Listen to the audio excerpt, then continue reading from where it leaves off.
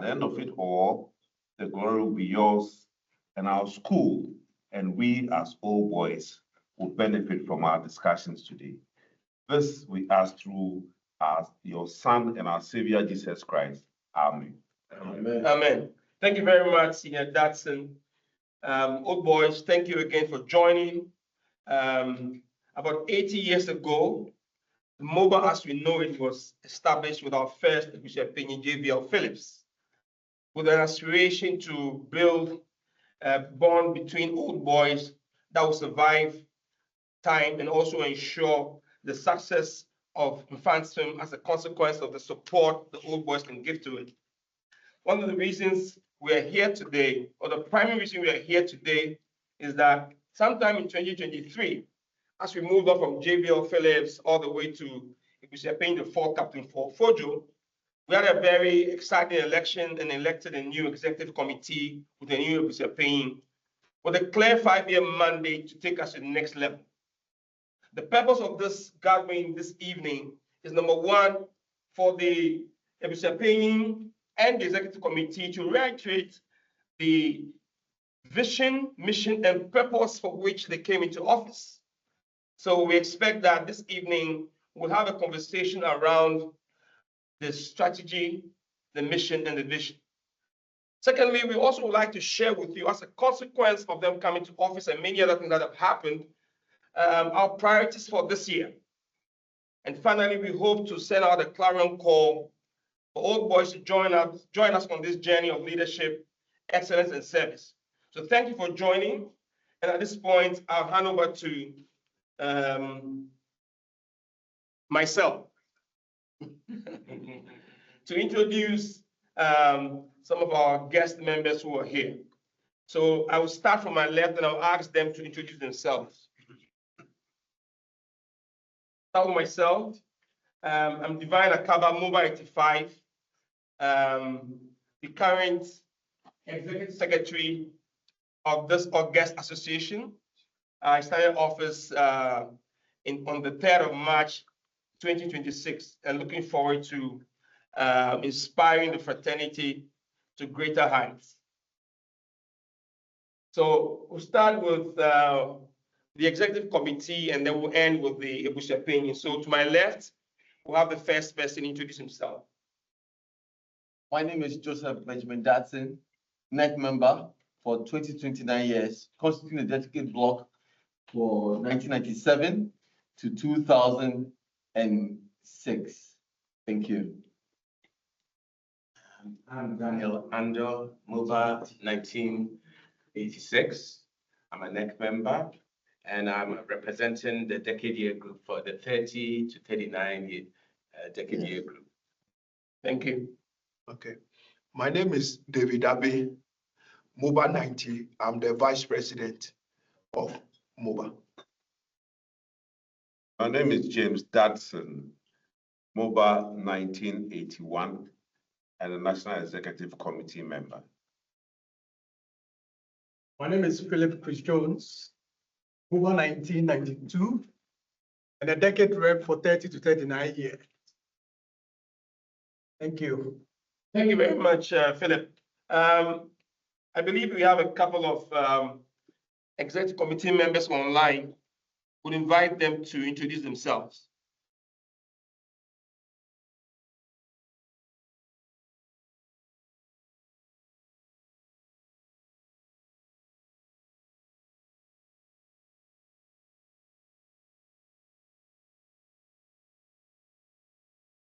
Okay, maybe we can continue, and as we go along, we'll invite them to introduce themselves and recognize it. Thank you very much. At this point, I'll hand over to Ebusuapanyin, who will introduce himself and give us the welcome remarks. Gentlemen, welcome. My name is Moses Kwesi Baiden Jr., and I'm the 5th Ebusuapanyin of MOBA. This is the first time that we're having a global forum that all members globally can join in order to discuss the direction and vision of MOBA, what this current elected MOBA Executive Committee is set out to do, what the business plan the operational plan, systems and processes that the Executive Secretary has been mandated with which budgets in order to achieve those objectives. This town hall is now going to be a feature of MOBA because in this digital age, we are granted the access to be able to meet instantly as MOBA. The new MOBA Secretariat has quite a comprehensive digital platform that would allow us to do that, regardless of time and place.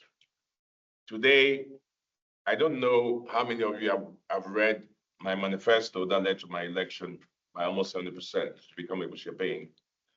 But that's the well that we drink from in order to extract the strategic business plan that's based on that mandate, which then has a budget that is passed by the MOBA Executive Committee, which then is broken down into operational plans, processes, systems, benchmarks, applications, and goals that the Executive Secretary and his management team must achieve.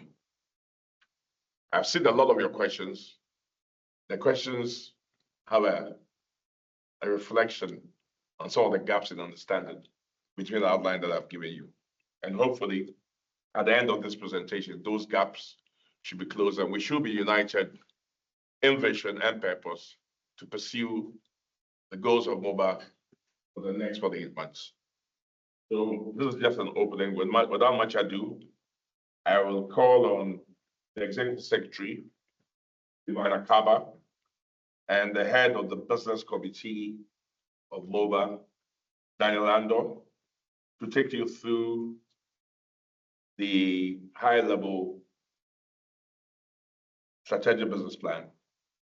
And thereafter, I'll join you again for a short keynote address, which will emphasize some parts of that business plan. And then we can go into the Q&A. So Daniel and Divine, over to you. So thank you very much. So we will have the presentation shared on the screen. You can go through that. And at this point, I invite Daniel Andor to share with us the thoughts on the strategy. Thank you very much. Has it been shared on the screen? Then, first of all, MOBA's always had a strategy. We've had so many administrations from JBL, Phillips, EDCOM, Francis Poku, Captain Fojo to Moses Kwesi Baiden Jr. And this strategic plan is essentially to define our long-term goal. And as all these administrations have changed, we have been improving. So we have to thank those who really helped.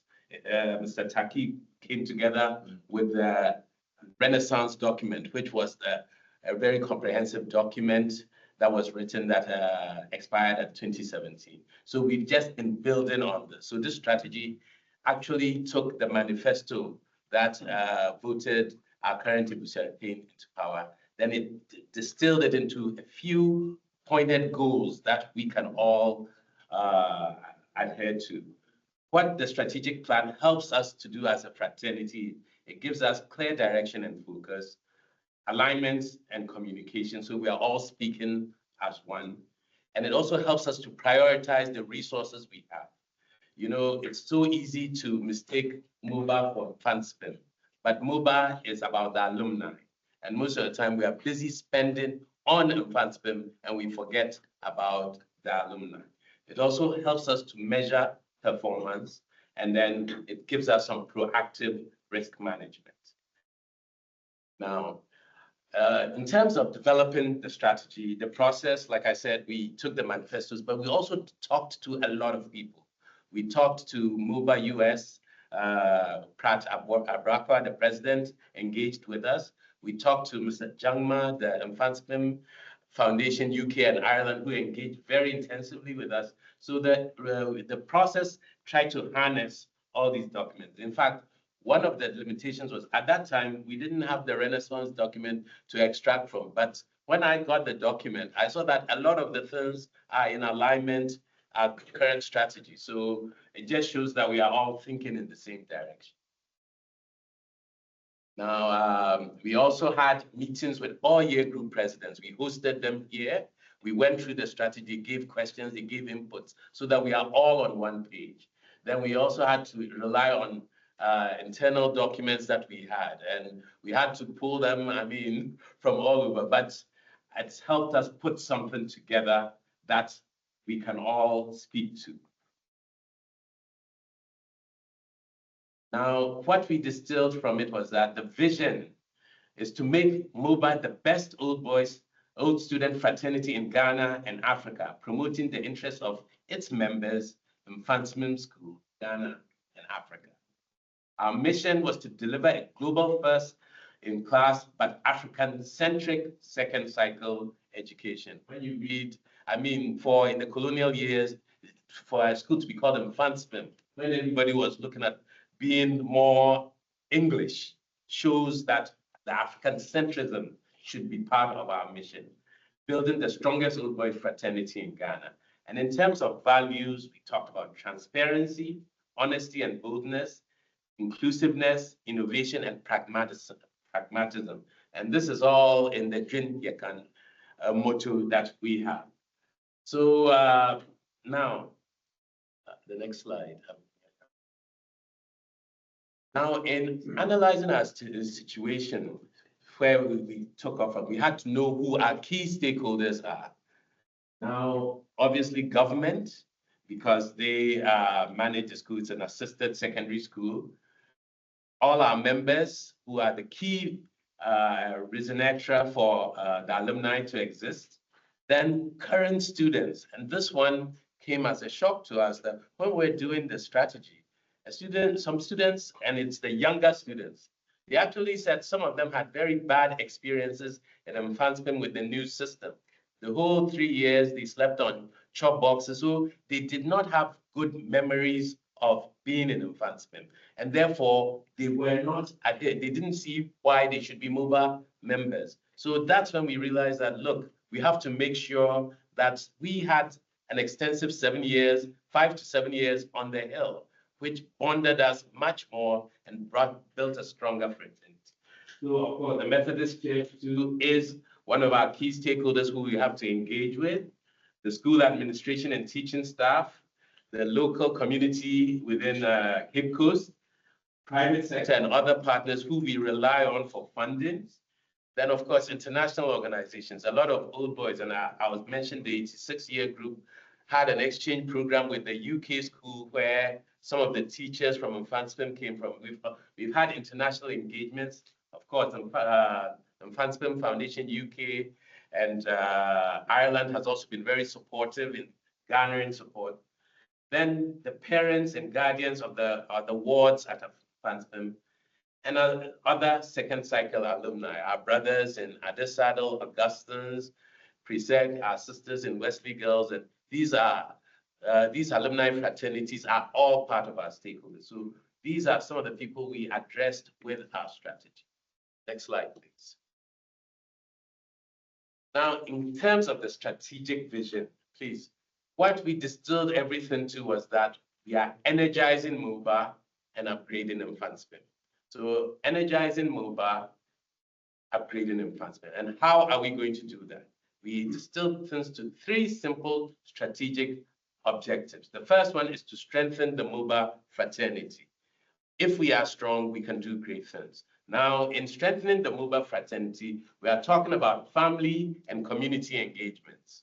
We're also talking about alumni welfare. And here we had a lot of help from Mr. Ankama Asamoah, who really helped developing the welfare policy. So we took from everything, all the strategic plans from all the people who vied for positions. And the welfare issue is very big. And I've seen that even one of the questions talked about unemployment, how we are helping unemployed MOBA people. Then the last thing is what I talked about earlier, improving the Mfantsipim school experience for current students.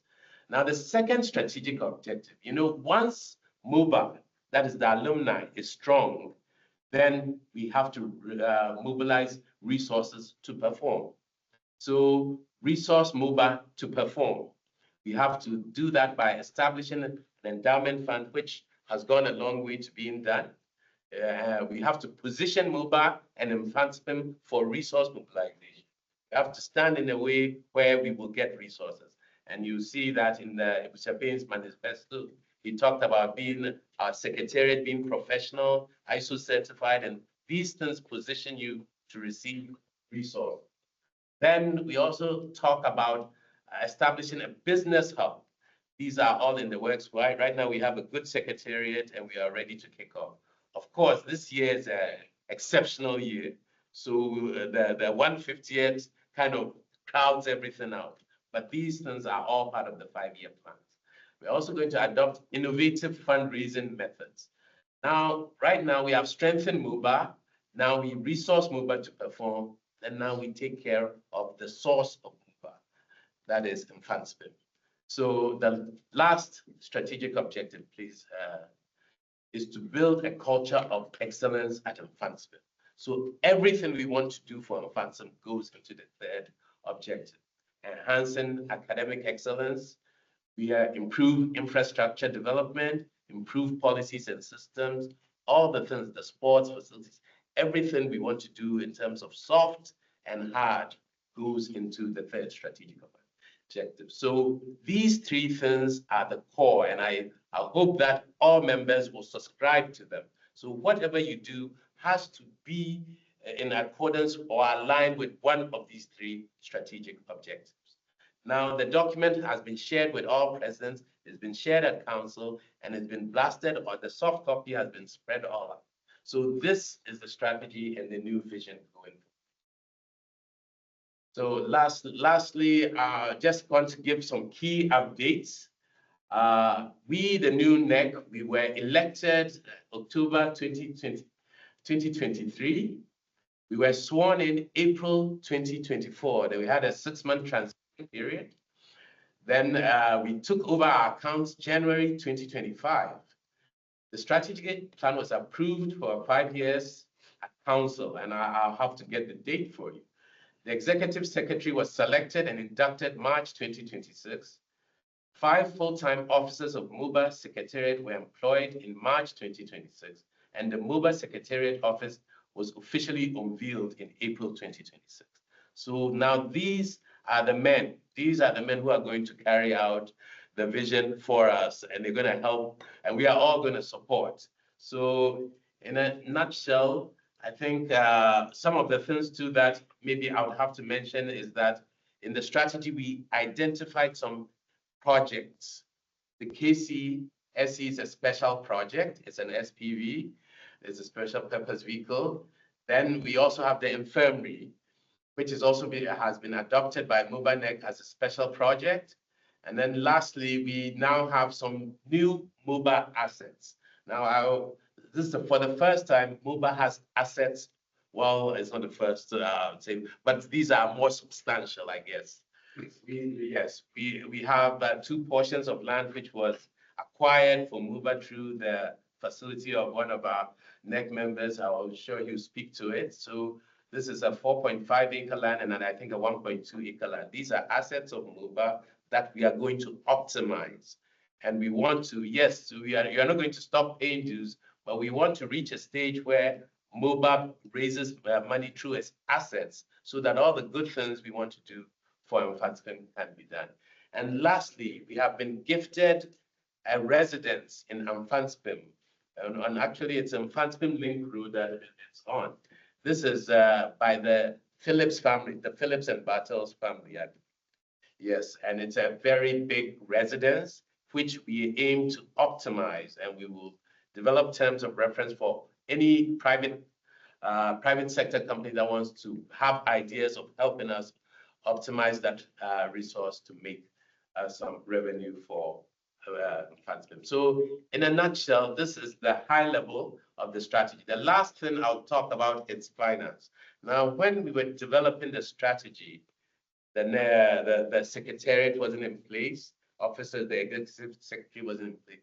So we've just managed to catch on our model in terms of where the inflows should come from and then where the major outflows are there. Maybe I'll just mention them quickly. In terms of the inflows, We are expecting now, MOBA is a fully registered nonprofit, so we now expect to also try and get money from the NGO sector through writing proposals for youth, sport development, anything that will help education in Mfantsipim. And there are a lot of MasterCard Foundation, Aga Khan Foundation, which gives projects for education, youth, sports, and anything to do with young teens, the growth of young teens. So that is one place we would like to look at. MOBA, the business hub, is going to be set up. That one is going to be at the Divine's door. But we are expecting also to commercialize properties like the land we have. There are ideas floating around, which I'm sure Ebusuapanyin will speak to. You still have to pay dues, so you are not running away. MOBA dues, we will still collect dues. Then we will engage in fundraising events, which I'm sure Papi can speak to. The endowment fund tour is almost operational. And then our biggest asset is our brand. We are going to trademark it and then use it to sell other paraphernalia. So in terms of outflows, well, one of the biggest outflows, of course, is Mfantsipim support. Then that's the infrastructure and other activities we do to support Mfantsipim. So that's a major outflow. Then, of course, we have our MOBA events, our fun games, our welfare events, and then the speech day is also a MOBA outflow. Then lastly, of course, it's our new secretariat, where we will support the staff and office maintenance as well as. So I believe that in a nutshell is the broad picture of the strategy. So thank you and hand over to Divine, and we'll take your questions during the question and answer. Thank you. Yeah, thank you. Thank you very much, Daniel. I hope that many of you who have not had access to the strategic document have some better insight now, but we encourage you that to keep engaged. We'll be sharing these on various platforms. So what I will be doing the next few minutes is very clear now. The vision is clear and the mission is compelling. So he also mentioned that it's a very busy year for us this year, but in spite of that, we have some specific priorities that are relevant to the Secretariat that I would like to share with you for the next few minutes.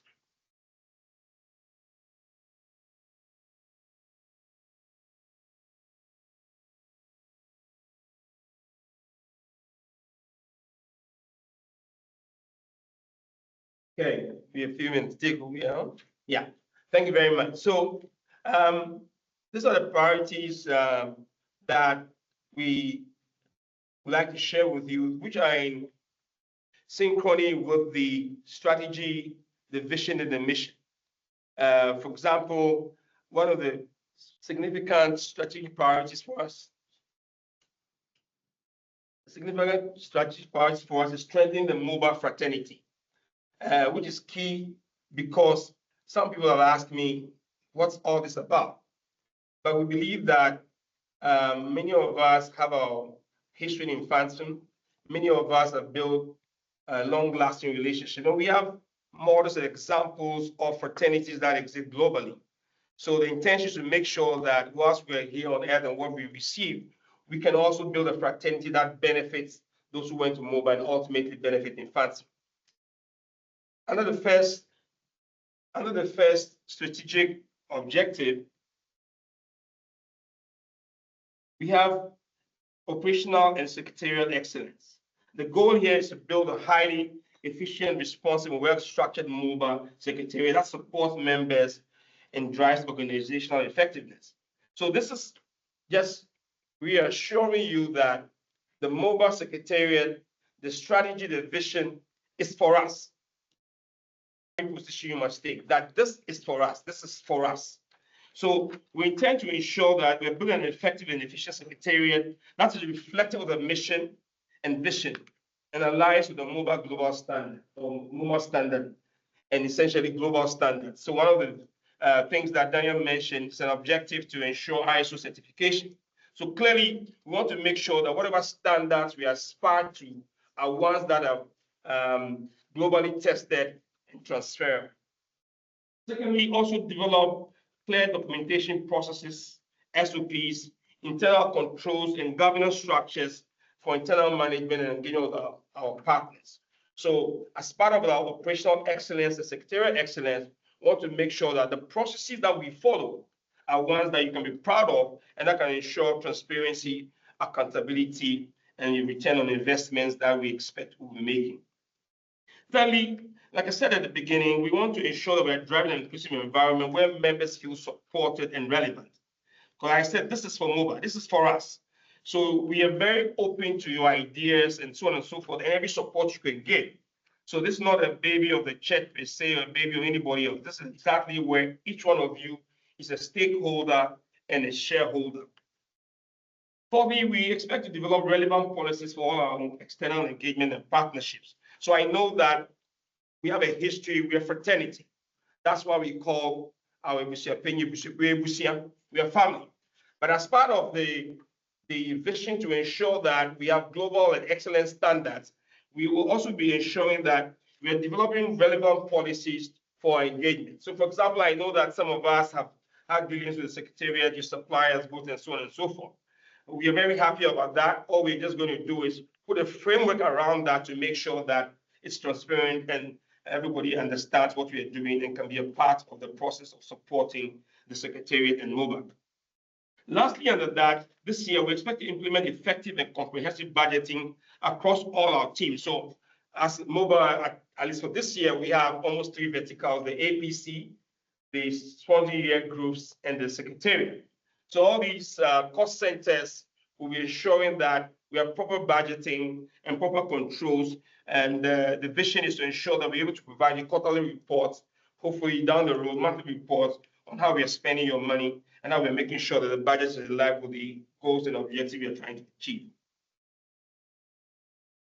So the second strategic objective is in relation to a strategic collaboration, communication, and technical excellence. As you can see, in order to support what we are trying to achieve in our building a fraternity that is strengthened, there are key specific goals and actions that we desire to see. So this year, one of the things we are providing a MOBA strategic communication playbook for integrated internal and external communication. So we want to make sure that how we speak, where we speak, what we speak is all things that we have deliberately thought through. And since it's the accessory centennial, we also looking to work on what we call a 150th time capsule, where we are digitizing all the memories and the images that we're developing this year. So remember that I'm talking through our priorities for 2026. One of the things we also are going to pay attention to, we hear the young ones on. Every time either they come to the office or they call you, they say, what's in it for us? So clearly this year, we are going to make sure that we institute a MOBA youth policy that will cater for the next generation. And we are not Asian yet, but we are ready and happy to be able to develop a framework that will support you to achieve your goals. So we call that next generation the first strike, which are those who are in school, who are about to finish. And then the middle strike, those who are in university. And then the early career guys, we call the best strike group. So there will be a deliberate policy around how we engage you, integrate you, support you to make sure that you feel a part of this fraternity and family. Our third priority for this under the strategic communication and collaboration and IT excellence is to develop what we call the MOBA Connect. For lack of a better word, it will be a database that has all MOBA. The last count we did, where we just counted from 1950, on paper, if everybody were alive, we would have about 28, 29,000 people. Excepting people who are not alive and so on, we think that we have a minimum of 22,500 on our database, or who are potentially to be part of our database. So we are going to work this year to ensure that we collect the data. We'll be coming to you to collect the data in an appropriate way, in a professional way, in a way that ensures your protection of your information and privacy.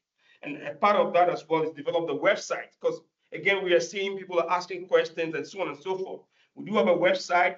We're going to further develop that to ensure that it's a primary source of information where we are putting all our reports and anything you need to know about MOBA, that can be your first point of call. And as a consequence, build a strong collaboration online with the MOBA community. So the MOBA community, we know that we have our strong year groups. We want to ensure that there's a vertical connection between the year group and all the central EC, executive committee, the secretariat, and the whole body is seen as working together. Our fourth aspiration or priority for this year under this is to drive a digital engagement. I'm sure that you will notice that we've become more aggressive on our digital platforms. We are more deliberate in terms of what we post, and we're trying to make sure that we are encompassing, celebrating success stories, sharing with you the events that are happening, and sharing with you how we are tracking on our goals. So we are very minded this year to ensure that we are driving our digital engagement, enhancing our online visibility of the fraternity and the great brand that we have. Lastly, under this, we are fraternity. So as we drive all the business goals, as we drive all the engagement goals, there must be a benefit. The benefit is what each and every one of us gets out of it. And some of the soft things that we believe that we want to execute this year is the community impact, the social responsibility agenda, where we're supporting the aged, the infirm, and the bereaved to make sure that besides the time when we're celebrating your good news or your success story, when all is not going too well as well, you can believe that MOBA is there to support you.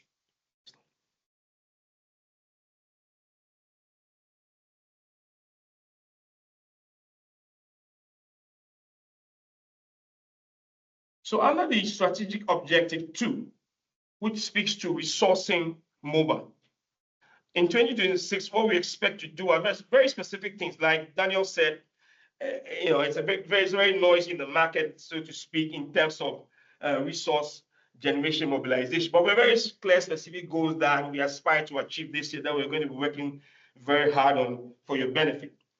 We know we pay some dues. I think it's 5,000. We've been paying for a number of years now.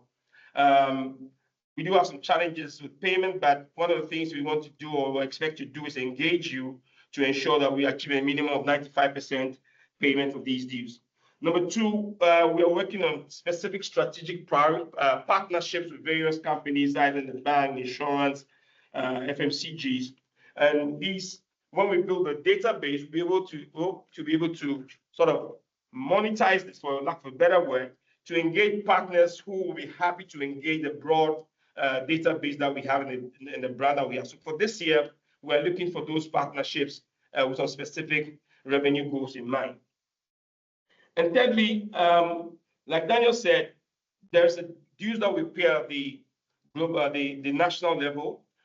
As we begin to build on the offerings that MOBA can give you, as we begin to build on the privileges and the benefits you can get, we're going to also explore a national MOBA membership drive that allows us to be able to convince you that beyond the 5,000 that the year groups pay, each and every one of us can contribute to a pot with some specific benefit to the individual.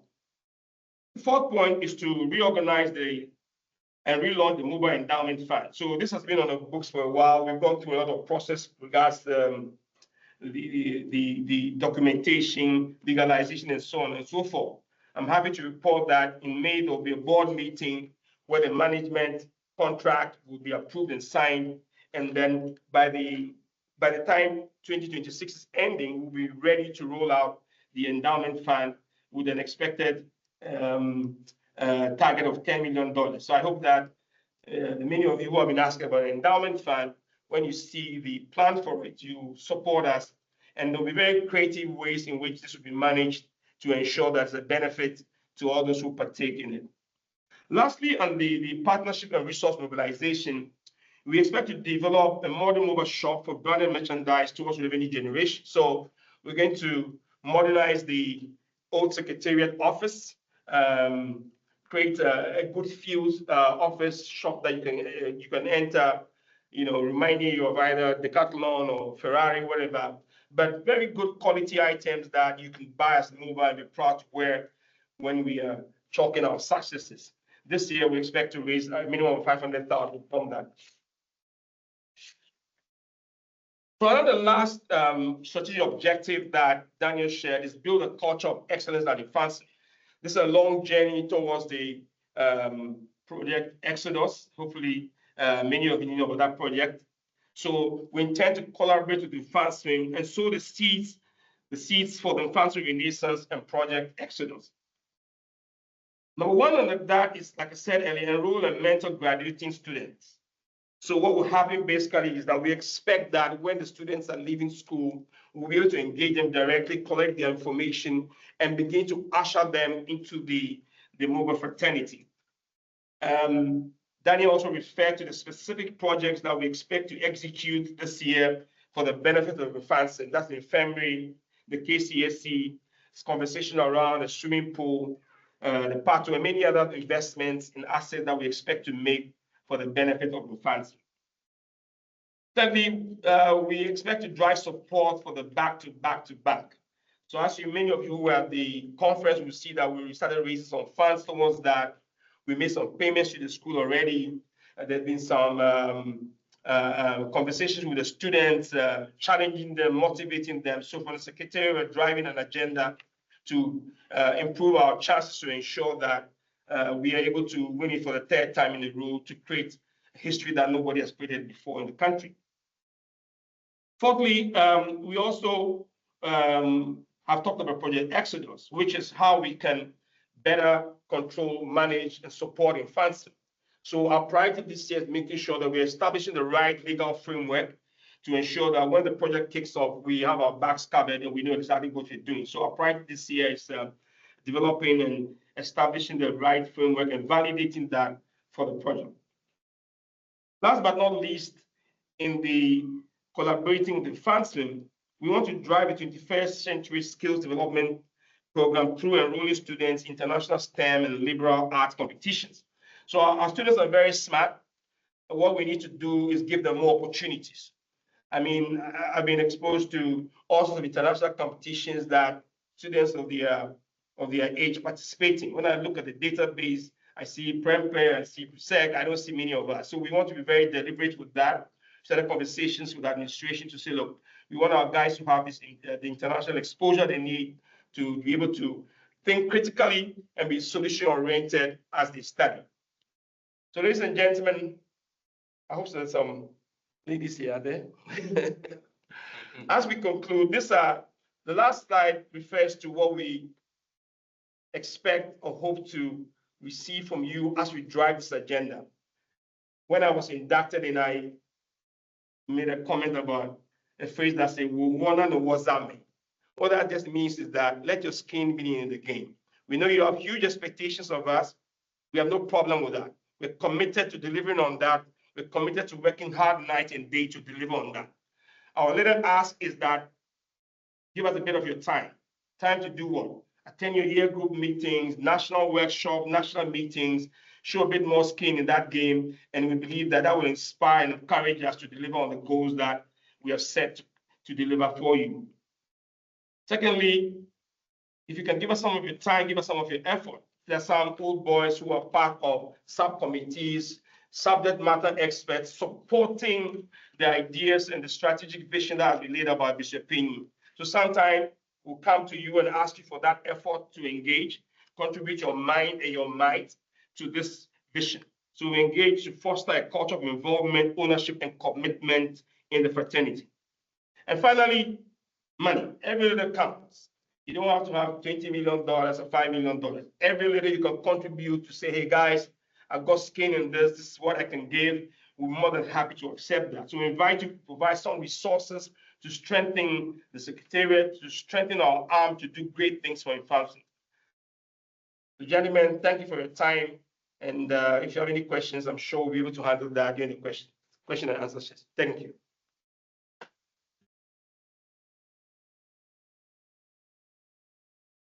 At this point, we come to a very important part.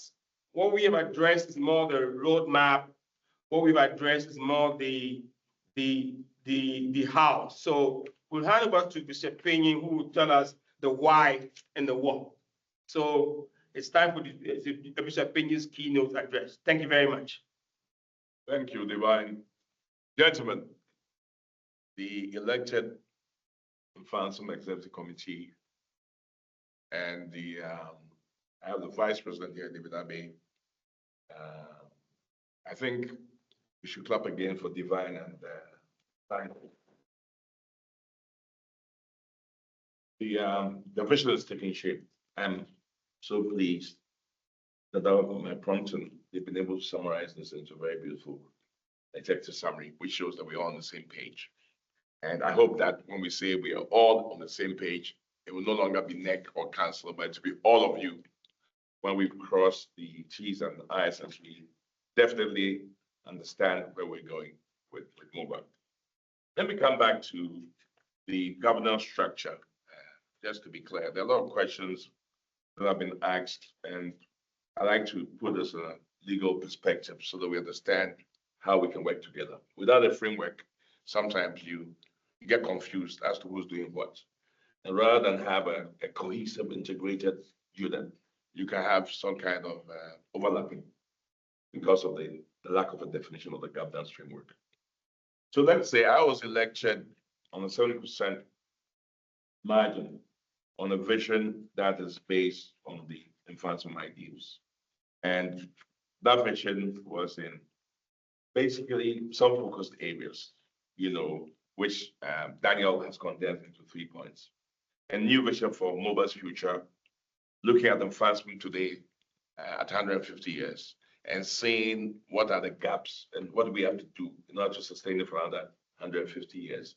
And then by finding the right solution, securing our legacy, and then achieving objectives that the Mfantsipim were primarily founded for: enlightenment, education, nationalism, patriotism, and then also the expansion of economic, social, opportunities, and political cohesion and peace in Ghana.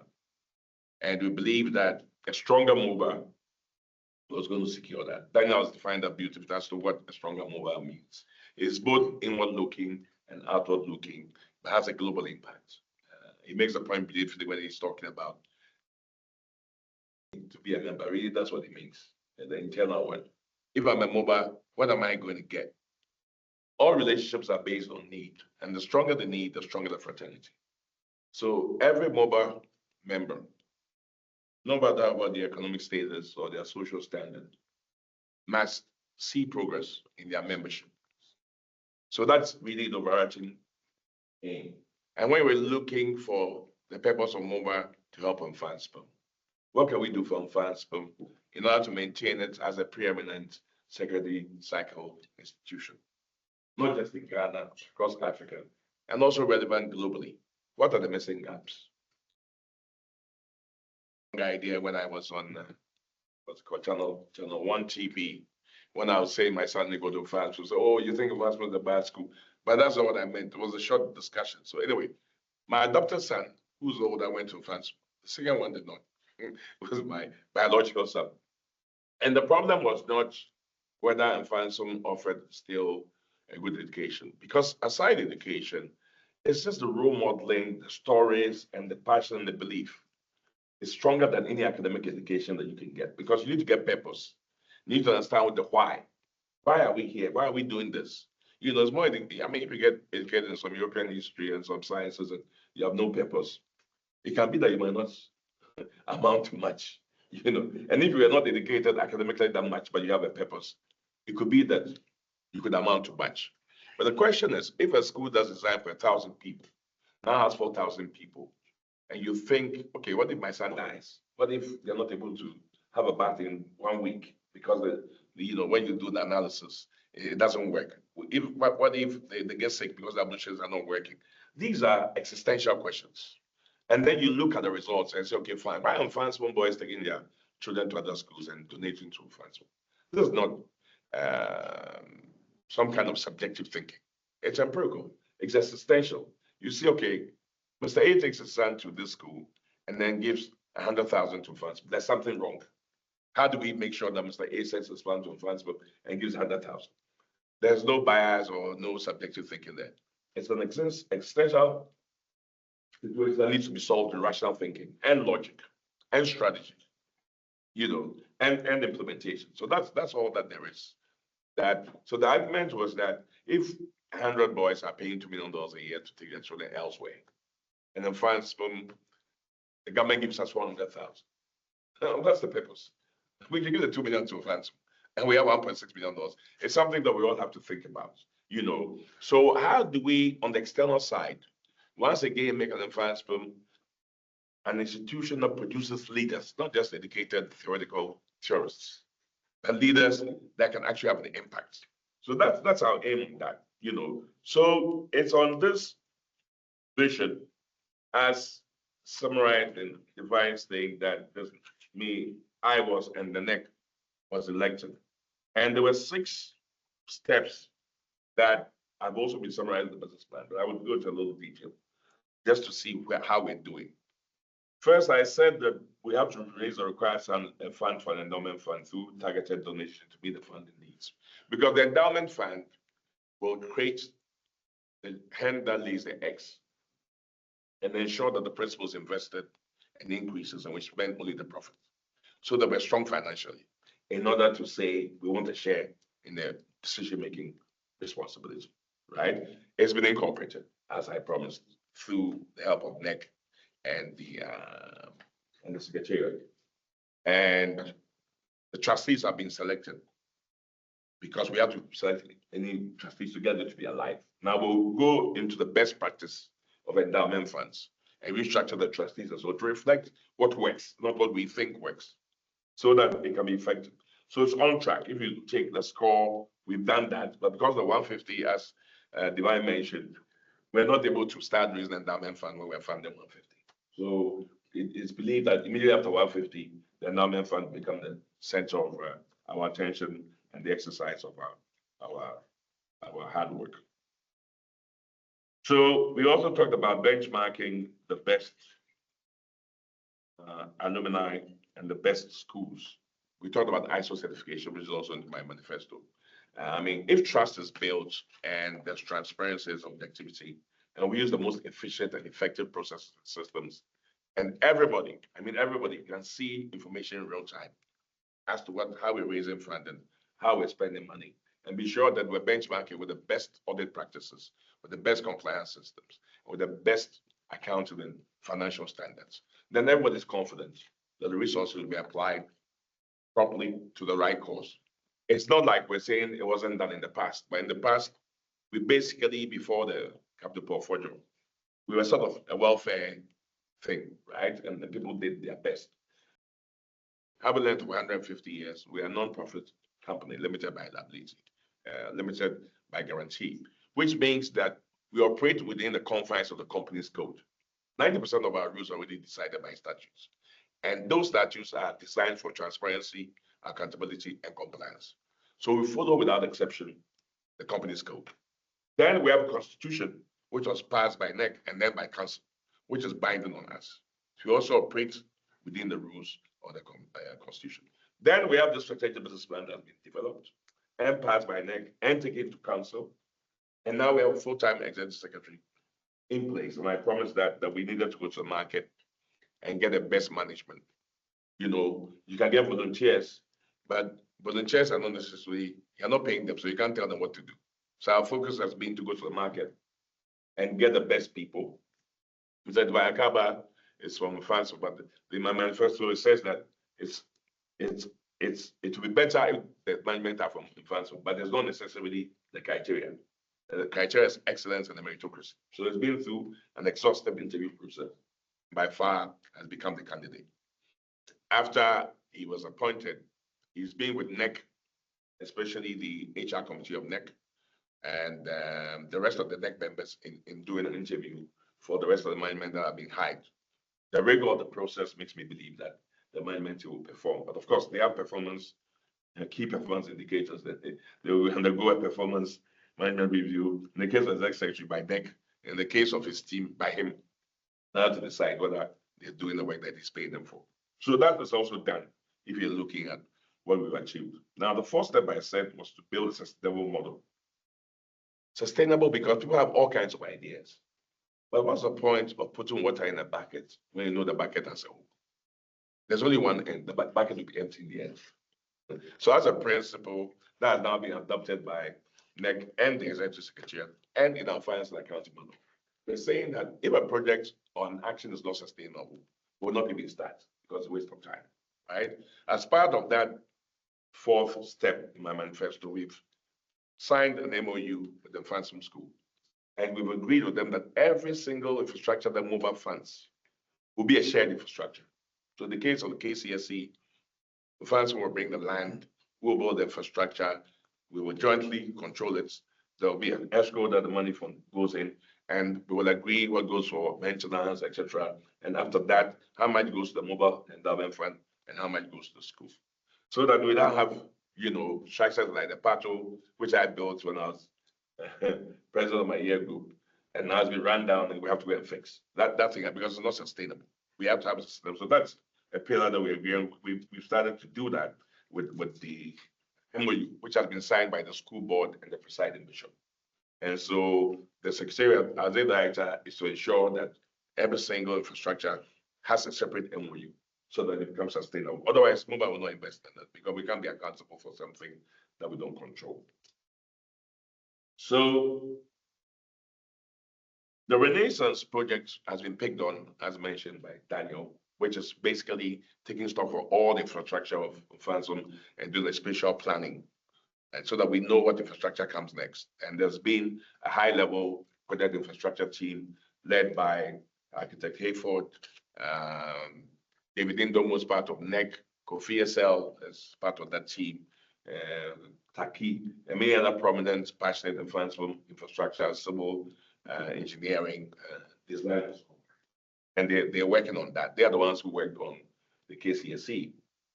And so that has also been done when we said we're going to, and like I said, the sixth pledge was the getting the best management to run this, not as volunteers, but at market prices.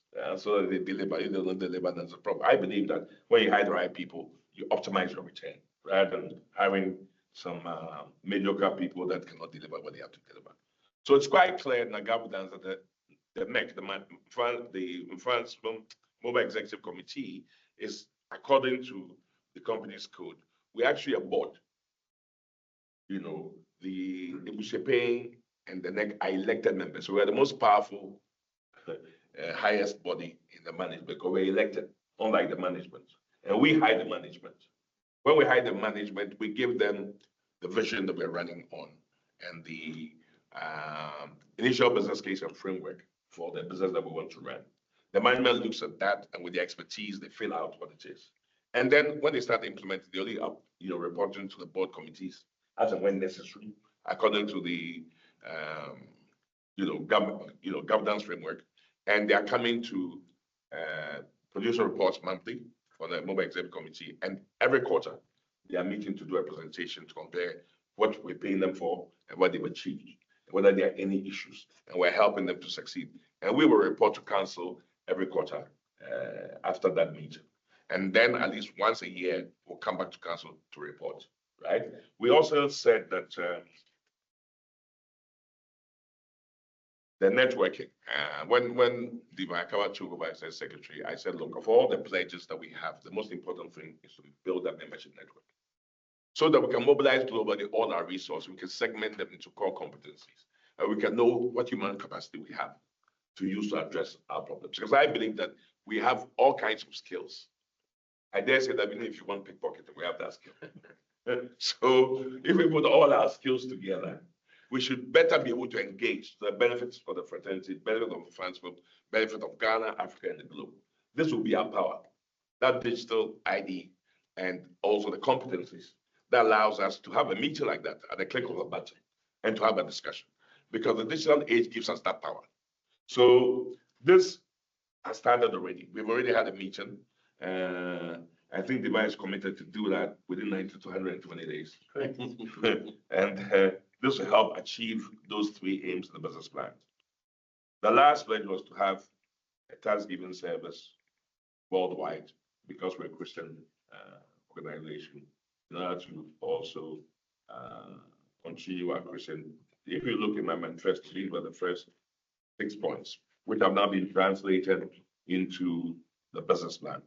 So let me leave that for a moment. This was also interested, translated into templates, because we're going to put the manifesto also on the website. So you can see the relationship between the manifesto, the additions that the consultation with MOBA Foundation UK, with the leadership of the USA, with the different chapters, the additions that came in, the consultation with different Mfantsipim interest groups, in order to beef up that into what we have now, right? And there's a big part of that has to do. So how are we going to prioritize all these things? And Daniel has spoken about that. I'd like to comment to fill in what I think some of parts of the narrative. Now, the aim of MOBA is within the next, before the end of 2026, to have MOBA have a balance sheet of at least $10 million, right? $10 million. It's never happened before. Why? Because of the way that we're structured, the way that we're raising funds, and the way that we're spending our money. Without that MOU with the funds, all the money should have gone to the P&L and disappears. But with the MOU, we're able to bring these projects to our balance sheet and amortize them. We're able to have a degree of control, and we're able to have revenue that's shared. We're able to have a governance and compliance system that both parties agree to, so that it's sustainable, right? So how do we, why do I say 10 million? The KCSC, well, it was a margins KGL initiative to jointly finance it. But KGL has come to say that they don't want anybody to finance them. They want their brand on it. So I've agreed that they can go ahead. Now, the bill looks like it's going to be around $4 billion. And I like that. It's the era for big gifts. So when you think about gifts, think about big ones like KGL. So the assumption is that if that $4 million is spent, this MOU that we've signed with the school, that $4 million will come and sit on our balance sheet, right? Now, through the instrumentation, the generosity, the love, and the passion from Mfantsipim, the former Executive Secretary of the Lands Commission, James Dodson, former Acting Executive Secretary, has facilitated so that MOBA has purchased government prizes, 4 acres opposite Mfantsipim. Now, recently, we've done the evaluation for the 4 acres that we purchased. For those of you who know the tennis club in Cape Coast, the 4 acres is actually literally wraps around the 4 acres. The valuation that was delivered is now 5.6 million, which at the time was $560,000. So that adds to our balance sheet. There is the MOBA Secretariat, which is being funded by the Baiden Foundation. And it's estimated that by the time we finish, we would have spent $2 million. And this $2 million will sit, go back, and will be amortized. So you have about 6.5 million. The gap is about 3.5 million. The other projects that we're doing that we want to clarify, there's also some, now that margins is no longer co-financing the KCSE, that we're looking for a new project that will meet the shareholders and the directors understand why we're doing it, to attach the margins brand to the Mfantsipim brand and to get a medium long-term positive branding with that, just like KGL is doing. So we assume that will come, right? And then February, Ghana Gas, and then also through MOBA 85 and so on is also funded the February. I understand there's no gap. It's about 2 million or 2.5, 2.6. So when you add that to the land, you're getting almost, you'll be getting close to $8 billion. When I do a rough calculation, I understand that we could easily hit $10 million on our balance sheet. I don't think it's no money in terms of alumni money of the best schools in the world. But in Ghana, it's a big deal. You can build a few villages. Yeah. So when we finish that, we'll come back to the endowment fund, right? Now, I forgot, the Phillips family has also given us the Phillips mansion in Cape Coast, a historic mansion, which is on the Mfantsipim Road, right? What's the road called? No, the road is on Mfantsipim. Mfantsipim Street, or Mfantsipim Street.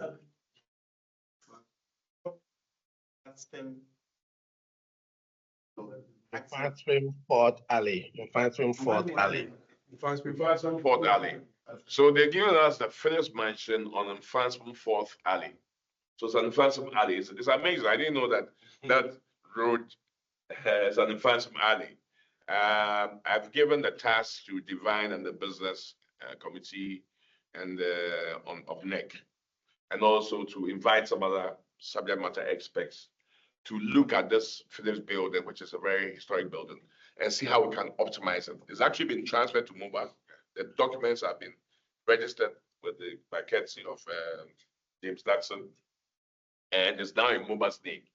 We're going to do evaluations that will also add to our balance sheets, and then we'll figure out how to optimize its use. When we've done a cost-benefit analysis, see how we can get the best revenue, and then have some payments from that escrow going to Mfantsipim and some to maintain the building. Daniel has some ideas. I think it's still refining them.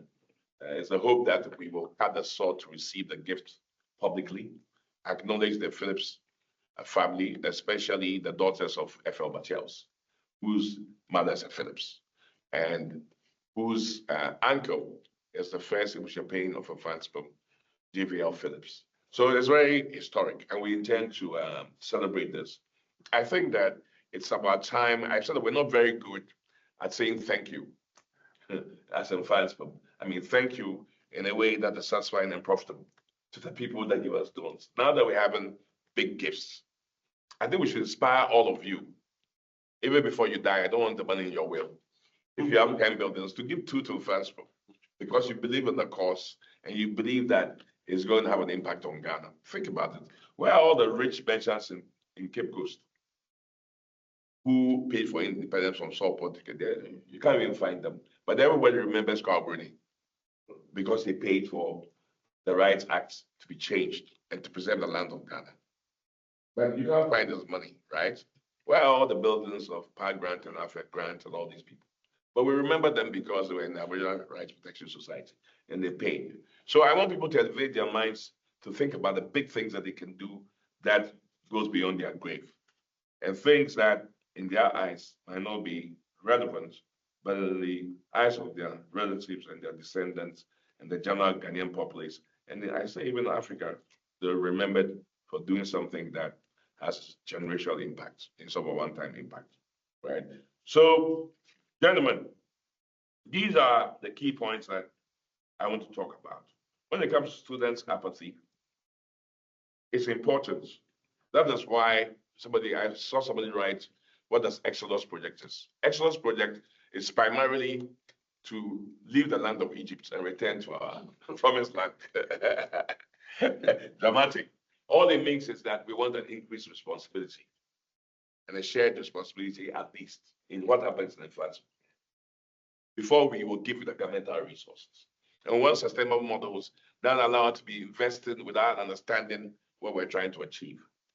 The Methodist Church has agreed in principle that if we are willing, they're willing to start a journey of taking the school back. The government is very cautious because they like to control the school. So I have appointed, and NEC has ratified, Isankuma as the chief legal person to form a committee to answer just one question. Who actually owns the funds? I want the legal opinion. We know what the legal opinion is. We will know what our next step is in order to optimize this shared responsibility and our role in defining the future of Mfantsipim. So that's what Exodus means. And many people are very skeptical about it. But I'm a lawyer, right? So I believe in step by step. I must also mention that, yeah, of the gifts that are coming, Martin Osei of the Office Bureau also contributed 85,000 euros to the office furniture. MOBA 90 of Office Bureau. Also, without being pushed or asked, contributed 85,000 euros for the very nice furniture that is in the MOBA Secretariat. So we have the men. I don't mean we have the men in the political sense, but in the real sense. It's just about building trust, transparency, and having a shared objective that people are passionate about. And I think this landmark presentation of a strategic business plan that's been a confluence of ideas should have the backing of all of us, so that our executive secretary and his management team can implement within the strategy within the operational systems, within the processes, within the governance and compliance, reporting to various committees in NEC, reporting to NEC. So a NEC can report to council. So we have a transparent, well-run organization that meets all global standards. And we didn't mention ISBS because standards will ensure that we're doing the right thing. And we can also prove that we're doing things that are at the global level, not at the local level. And with that, we'll be able to achieve our aims. There are little issues that will come up. I know that if I was talking about the trademark, we're trying to register the Mfantsipim trademark. People just print some Mfantsipim things and make money of the Mfantsipim name without any contribution to Mfantsipim MOBA. That has to stop. I'll leave that to the secretary to make sure it stops. I think we're taking steps to register the trademarks. There should be approved vendors who go to the mill and are clean and transparent and will use their innovation, their resources to print and make all this Mfantsipim memorabilia worldwide. And you know, you won't have a situation where you can't find where the money is missing, all this kind of nonsense. It will be, because we don't have volunteers anymore, we're going to have full-time people that have time to make sure the right systems are running. So I think that I've said enough in between the lines. Yeah. And I'll end here. I thank you for your attention.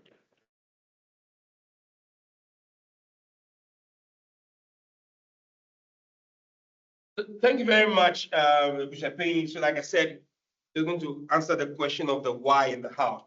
I'm sure he has done that. So we will go to the questions and answer session. But when we sent out the information for the town hall, some people were quick to put their questions out. So we'll do them the honors of posing their questions. Most of the questions, I believe, have also been answered. Hopefully, if people are listening from the presentations. But I'll summarize, because we don't have time, forgive me if I don't mention your name, but I'll summarize some questions that are intended for the Ebusuapanyin to address. Number one, somebody's asking, what's our vision to producing the future president of Ghana as MOBA? Number two, with regards to the New Deal vision, what's the progress on that? He's asked about strategic priority, but hasn't been answered. He's asking about whether we can buy actually Mfantsipim from government if they own it. And then the question about the purpose of the secretariat has been answered. And then the question is about the overall funding philosophy for the 150th anniversary. So I think we'll put this to Ebusuapanyin's desk, and Senior Zoe is also here, who is a NEC member on the APC. So, Ebusuapanyin. Well, the first question is about the president of Ghana. Yeah. Okay, we produced one prime minister. I think 4 vice presidents, if I'm right. 3 vice presidents. But seeking political office is a matter of vision and passion, and great ambition and will. I think that the closest that we have to presidential candidates in the immediate past, Pablo Sankuma, I remember, Kwesi Japan, Joe Gatti, Wesley Towers, Wachi Jacko, and they all haven't been successful. And I think that it's without, I mean, Wachi Jacko's been here, have a conversation with me. So has Kwesi Japan. And my thinking is that irrespective of whether it's Guzi on the NDC side or Kwesi Japan on the MPP side, and the Mfantsipim president will be an excellent president. But they have to be willing to put themselves forward. But the stronger the fraternity, the bigger the push that we can give as the Mfantsipim president. So we as NEC or as a secretary cannot by ourselves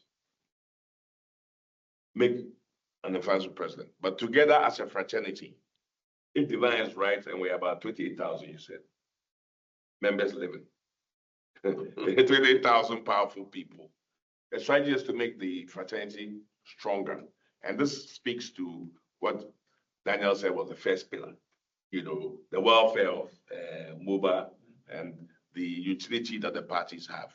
But even if such candidates emerge within the strong membership of MOBA, They can be mentored, they can be supported, and then they can be given advice, irrespective of party color, because MOBA is neutral, in order that they can enhance their best potential. And we will do that. You know, I'm already speaking to the President Gandhi on an informal level, but we will do that when they request, irrespective of whether they are NDC, MPP, CPP, TDC. You know, we are a neutral platform. We're for Ghana, we're for Africa. We'll help whoever has the ambition to put their best foot forward. I don't know whether that answers the question. Thank you. Sinazo, any comment on the overall funding philosophy for the 150th? Thank you very much. I think when we started, we set up, first of all, there's the anniversary planning committee, and then we had other subcommittees. So one of them is the finance subcommittee, of which Captain Foju, the fourth Ebusuapanyin, the chairman, and I'm a member. So we proposed to MOBA through NEC the levy for each of the year groups, the highest being 100,000 per year group, and the very old ones were at 40,000. And then those in the sponsoring year group, the sixes, they are paying, instead of 100,000, they are paying 70,000 because they are also funding other activities for the year. Now, all of our monies put together is estimated at about 4 million Ghana cedis, but we are spending in excess of 30 million, because one of the major things that we are doing is to ensure that as much as possible, every infrastructure on campus receives a little touch for the anniversary. So we are doing a comprehensive facelift. Then there's a KCSE, which is being funded by KGL. And so if you put all of those together, the renovations that might take place in the dormitories, it's in excess of 30 million Ghana cedis.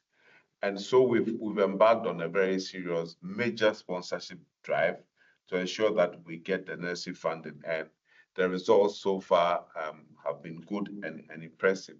And there's even the texting, the short code, so that everybody can participate and assist with funding for the anniversary. So we still, even though the results have been good so far, we've been able to carry out some of the activities to date. We still need a lot of money. If you look at the infrastructure on campus, so much needs to be done.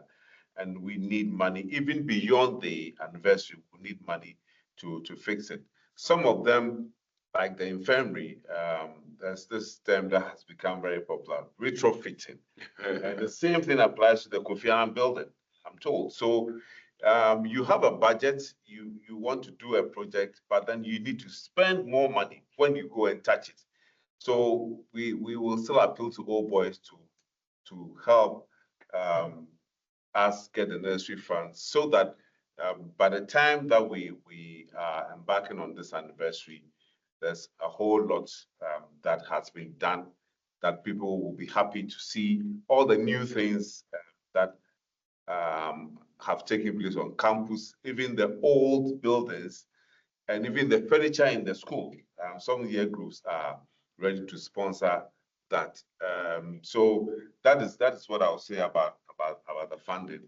If any old boy, in fact, we've also engaged some consultants who are good at raising funds. And of course, they don't do it for free.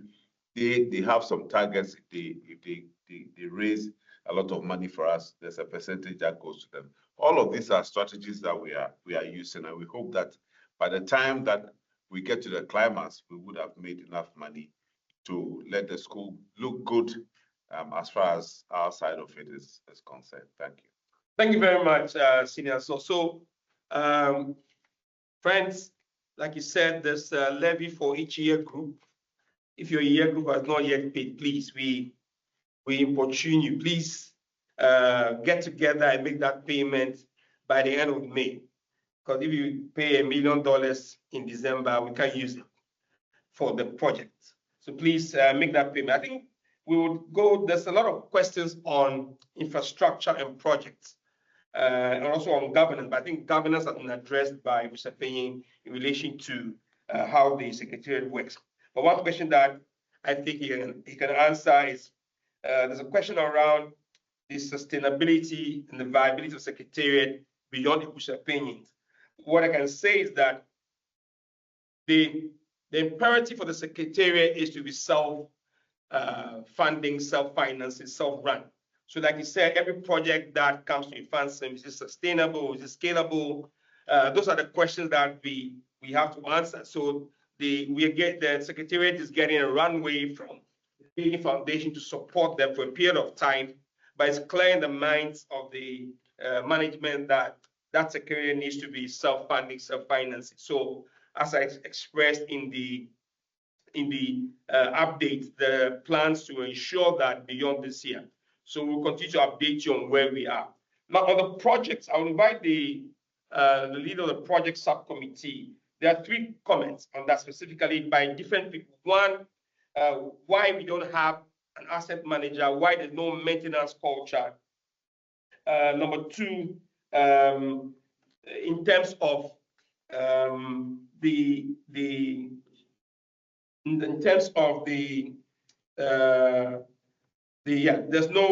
no arrangement when infrastructure is built in fast servicing and maintenance.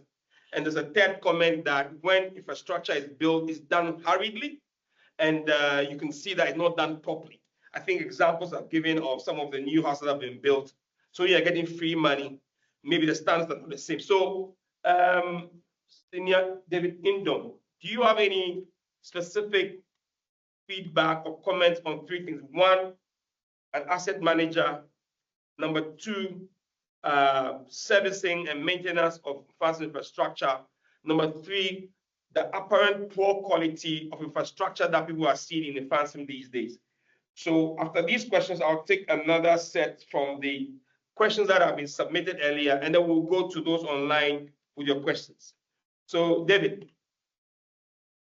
All right, thank you, Executive Secretary. With regards to having to the infrastructure that is in that we have poor management or not being built properly, we've had 2 phases of things that have happened in the past. We've had, for example, donations of infrastructure from, let's say, Get Fund. And then when they come in, we only get to know that they are building. They select their contractors, they do the funding. We do not get involved. We are not so much involved. So when that happens, then we end up getting a few structures not being done right or not having all the facility as we expect. But what we are doing now is to try and engage them to make sure that all the stakeholders are seated, and also for us to be able to supervise this work. For us as MOBA, what we've done is that we have the project monitoring committee that will now supervise every single project that goes on in the school.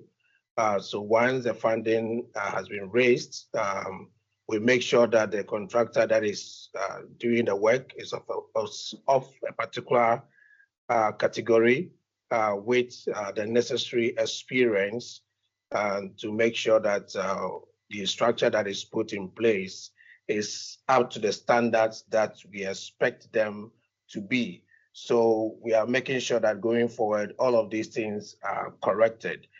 When it comes to the facilities, in part of the strategic plan, we are going to enroll or recruit a facility manager who will take care of all the facilities that we are putting in place. Now, the role of the facility manager is just to also make sure that the infrastructure or the equipment that we have are maintained according to the prescribed maintenance cycles, etc. And also, is part of the resource and partnership department that we have to be able to ensure that we will to have strategies to be able to have funding aside to be able to do the maintenance as indicated. I think that there was also another question earlier on regarding whether we'll be able to finish up the stadium and to use the stadium. Yes, the plan is to, we are comfortable that we'll be able to finish it up. The contractor is on ground and it's indicated that we'll be able to finish as requested. And then we're going to have all the tantan tracks also installed by then. We are looking at also having pitch covers to protect the AstroTurf so that we can use the facility for the 150th. I think that's answers some of the questions, but if there's anything, I'm available to answer more. Thank you. Thank you very much, David. So is Sosi online?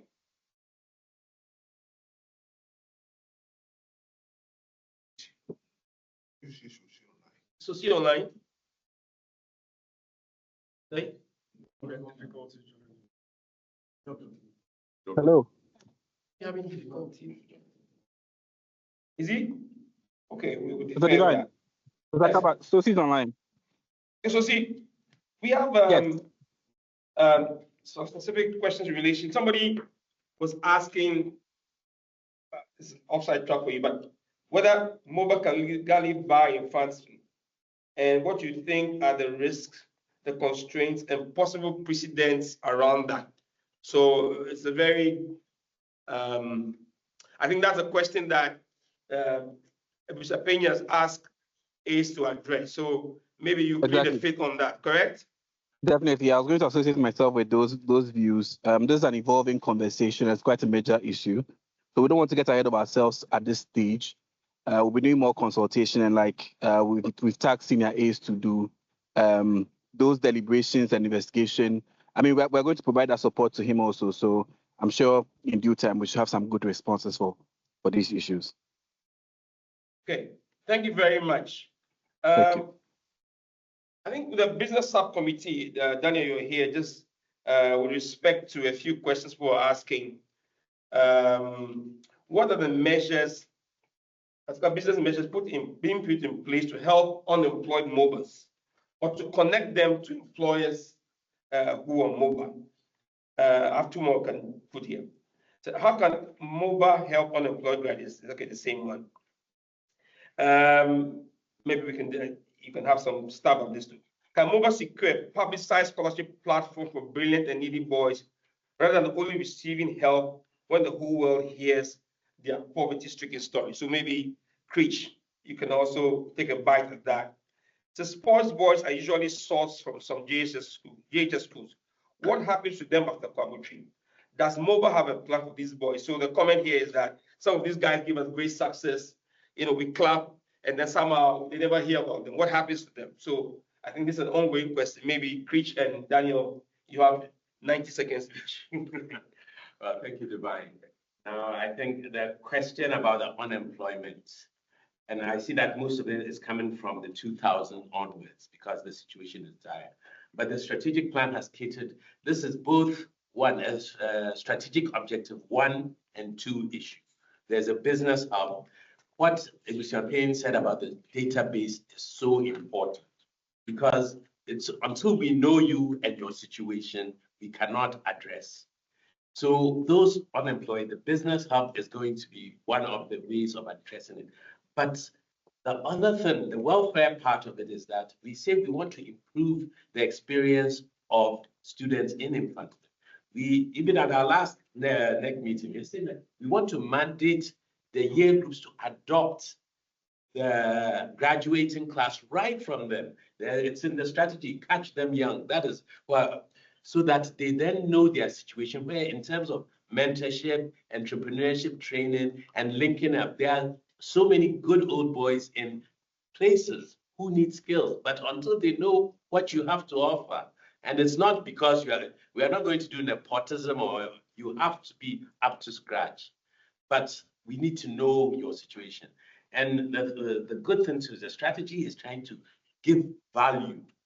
When MOBA provides value so that young people know they can come to MOBA and get value, to then gravitate to us and strengthen our fraternity. So I think that's the unemployment and the business part of it.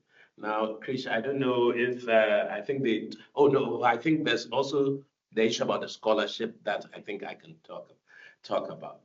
MOBA is going forward in writing proposals. There are a lot of scholarship granting institutions. So once we know this, we have a hub where we can get these things and then apply. We will show you the directions.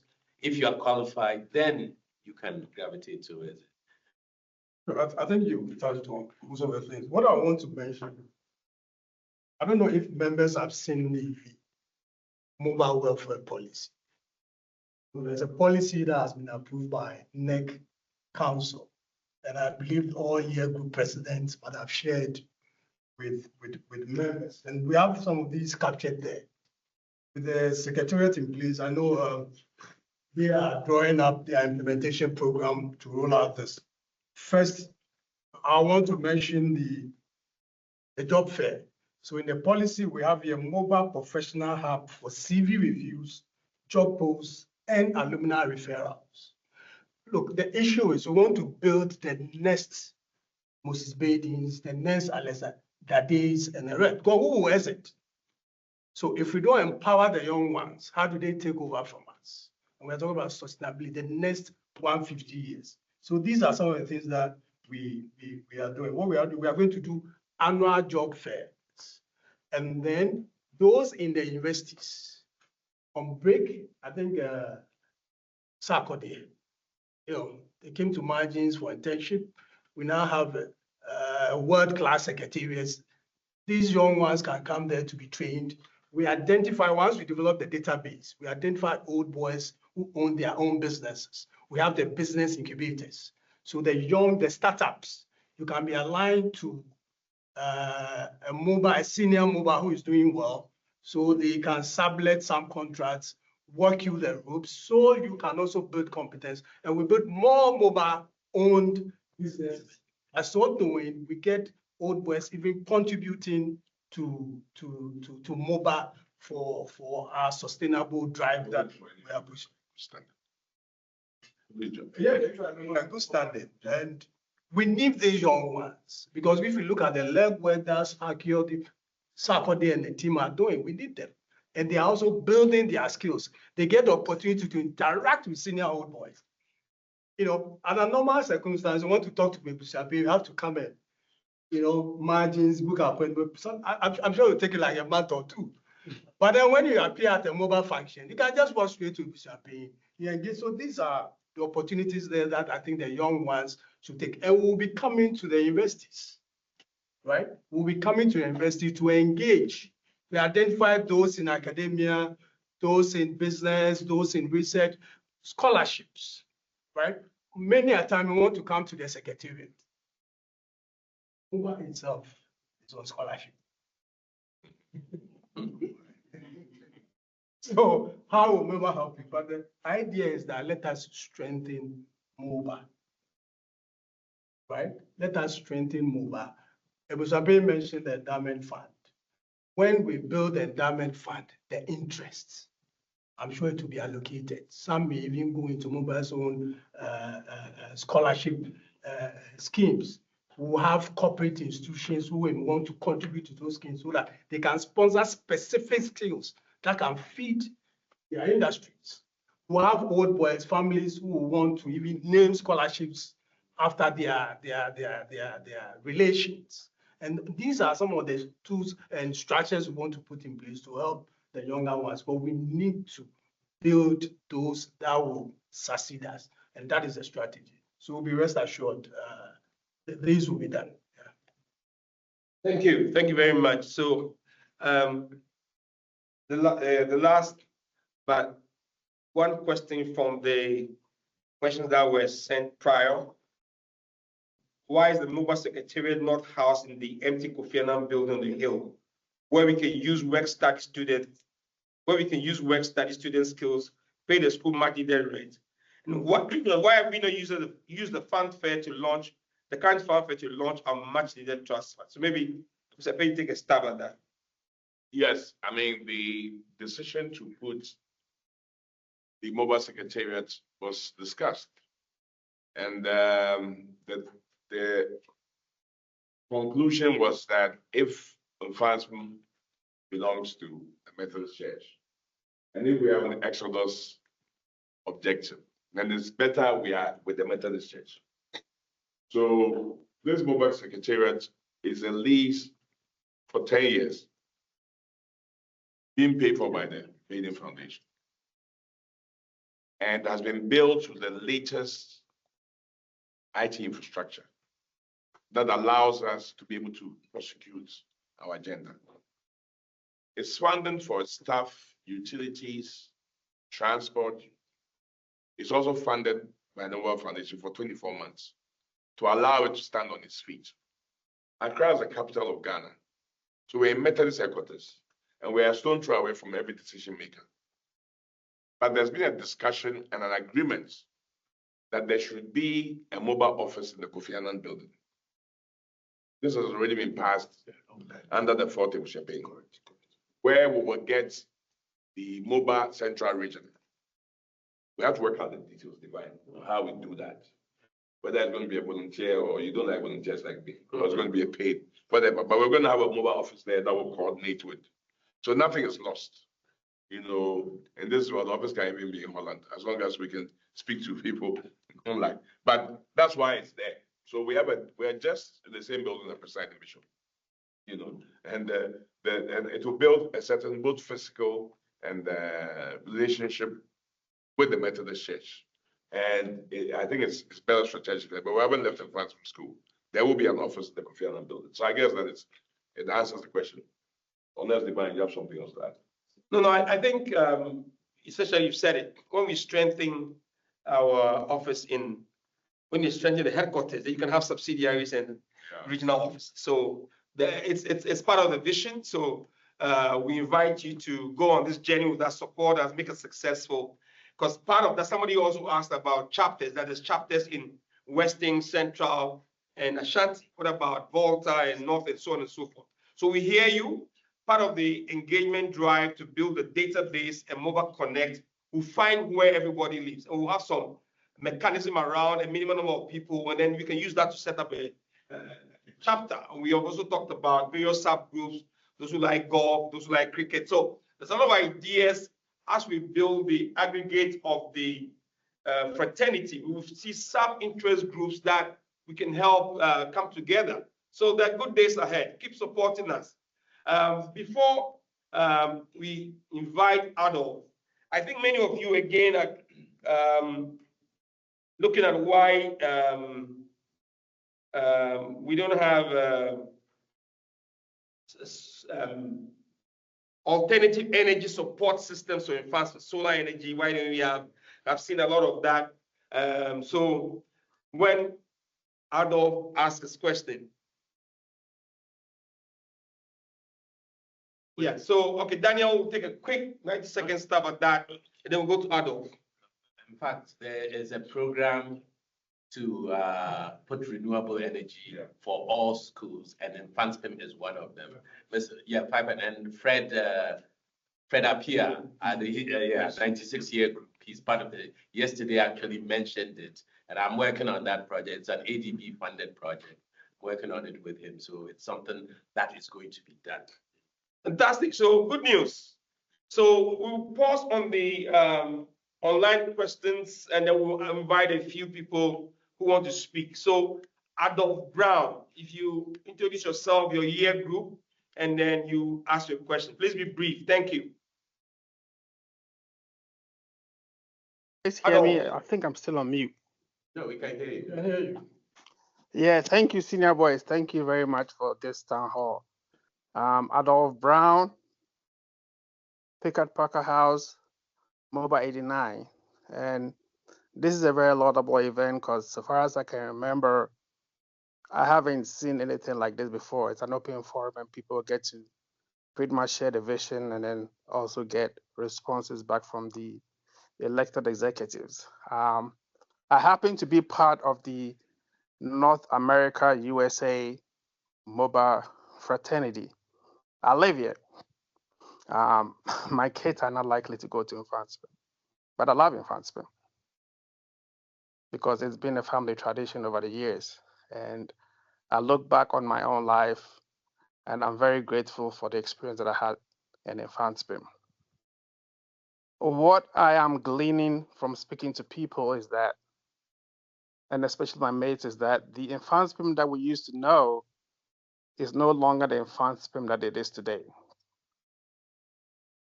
To my recollection, when we were going to Mfantsipim, there were very prominent old boys who thought the same, that Mfantsipim is not the Mfantsipim that they used to know. So life as it is, education as it is, it ebbs and flows in very different ways.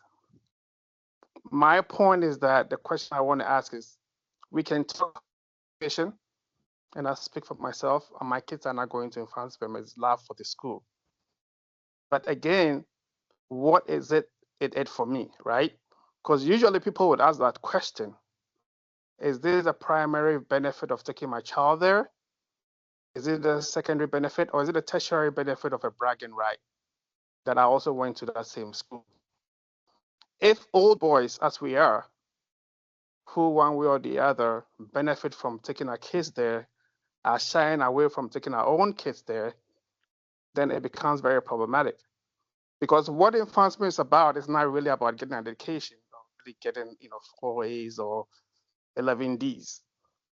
Is the kind of melting point, right? The amalgamation of people coming from different backgrounds, the rich background, the tapestry. That's what makes Mfantsipim really what Mfantsipim is really about. Is the people who go there. The people who go there, the people who excel, the people who go out of the school who make Mfantsipim.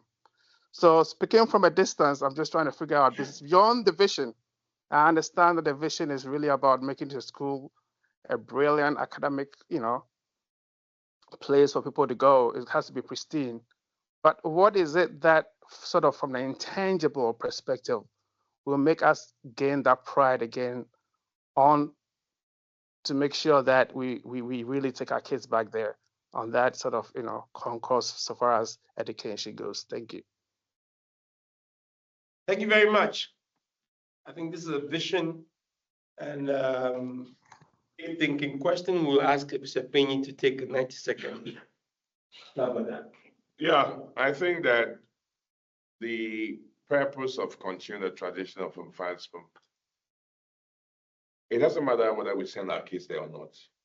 As long as Mfantsipim remains the leading secondary school in Ghana, whether it's under government control or private control, and they can still educate people to be leaders in our society that will bring positive outcomes, it's worth supporting. We don't have to personally gain from it. We just have to recognize what is done for us and want to repeat it for generations of people to benefit from it. Because whether our kids go there or not, by design or by purposes of, maybe you live in the States, so it's easier for them to go to school in the States, the wider society will be the beneficiary. Now, it's also for that reason that we have the Exodus Project, because we feel that the government's agenda and ours are not the same. So if we have a say in the affairs of Mfantsipim, we can create the same conditions that will cause you to send your child from America to Mfantsipim, because, excuse me, because you have value for money. And this is not, this is an empirical decision based on a cost-benefit analysis, and then what you think you get from it. I'm not so sure. I mean, I did say my son didn't go to Mfantsipim, but it pains me a lot. And at some point, I wanted him to go for a year because I recognize that there's still something missing from the education that he's getting. And what is missing is the great stories in Mfantsipim, the great role models, the great grit and determination, and then the passion to succeed. It may be that even with the school that he went to, who knows? Somebody went to Mfantsipim may do better than him. I don't know. I'm not a prophet. But the possibility exists because it's not just the academic education. It's also resilience, toughness, determination, having a purpose, being passionate, looking at all the historical figures and say, hey, if these guys can do it, I can make something out of myself. I'm not sure that the curriculum today deliberately teaches this. That's why I'm funding the Historical Society in Mfantsipim, because I want people to read the books of Mfantsipim outside the regular history so that they understand that. So we're doing our own in MOBA. But in order to be more effective, we need to have some kind of control. To have control, we have to be excellent, we have to have the resources, and we have to show everybody that we're capable. There's no point going around throwing around ideas when you have no money. So that's why our aim is to strengthen our balance sheet to about 10 million by the end of this year. And by the end of 27, mid-28, I expect that we can build a compelling story to raise a 10 million endowment fund. If we can do that, a 10 million endowment fund is 20 years of the money that government gives to France. Government will have to set up because the narrative is not theoretical, it's real. Government can take that 400,000 and give it to another school. And we can have fee paying and scholarships in a non-profit environment with better outcomes.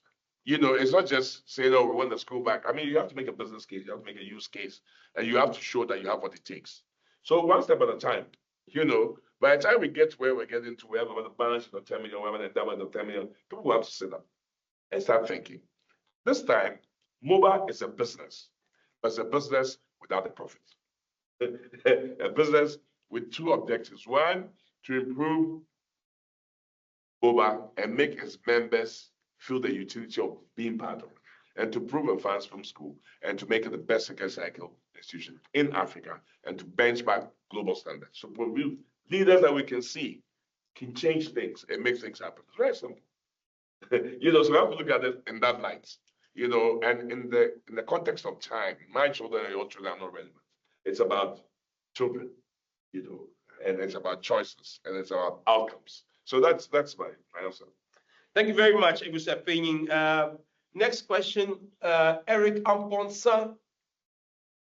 If you can introduce yourself, your year group, and please make the question brief. So we'll take Eric first, and then we'll take Kenneth.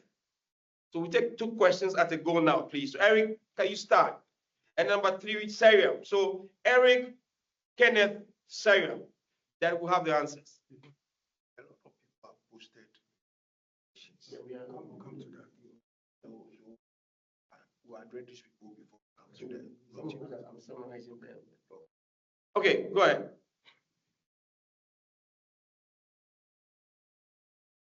Eric, unmute your mic. Eric is muted.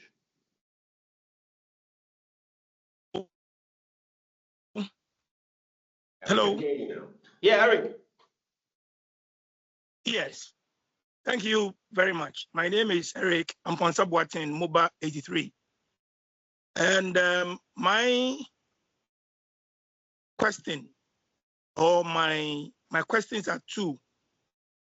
The first one has to do with if we decide to take back the school from the government, you know, we definitely need the teachers. We need them. So one, how are we going to ensure that we will be able to get the teachers to come and teach in the school? And also, in terms of their remuneration, their promotion, because, you know, within the GS system, you go through a process, you rise through the ranks, and one day you could even become a headmaster of a school. My issue is that these teachers who probably may want to teach in the school, how are they going to go through and probably one day also go through the GS and then become either a headmaster or an assistant headmaster? My second and final question, I think that a few months ago, I had the opportunity of seeing the infrastructure in the school. And I felt so sad. I felt so sad because if we looked at what is actually happening in the school in terms of the dormitory, the ceiling, the sanitation, and I am just wondering with the numbers, how do we intend to maintain those facilities? I can recollect that we need a certain amount. I've forgotten, but it's a lot of money. And I'm just wondering if we're even able to raise the money ourselves and put those facilities in place. How are we going to maintain them? Because you see, if you have a project like that, definitely you need a facility manager to do that for you. And so that is also a big source of worry to me. Thank you very much. Thank you. The second guy was Kenneth. So Kenneth, if you can beat the previous speaker by making yours briefer.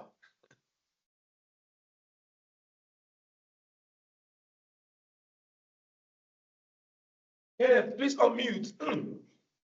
Yes, it's on mute. Yes, mine would be very quick.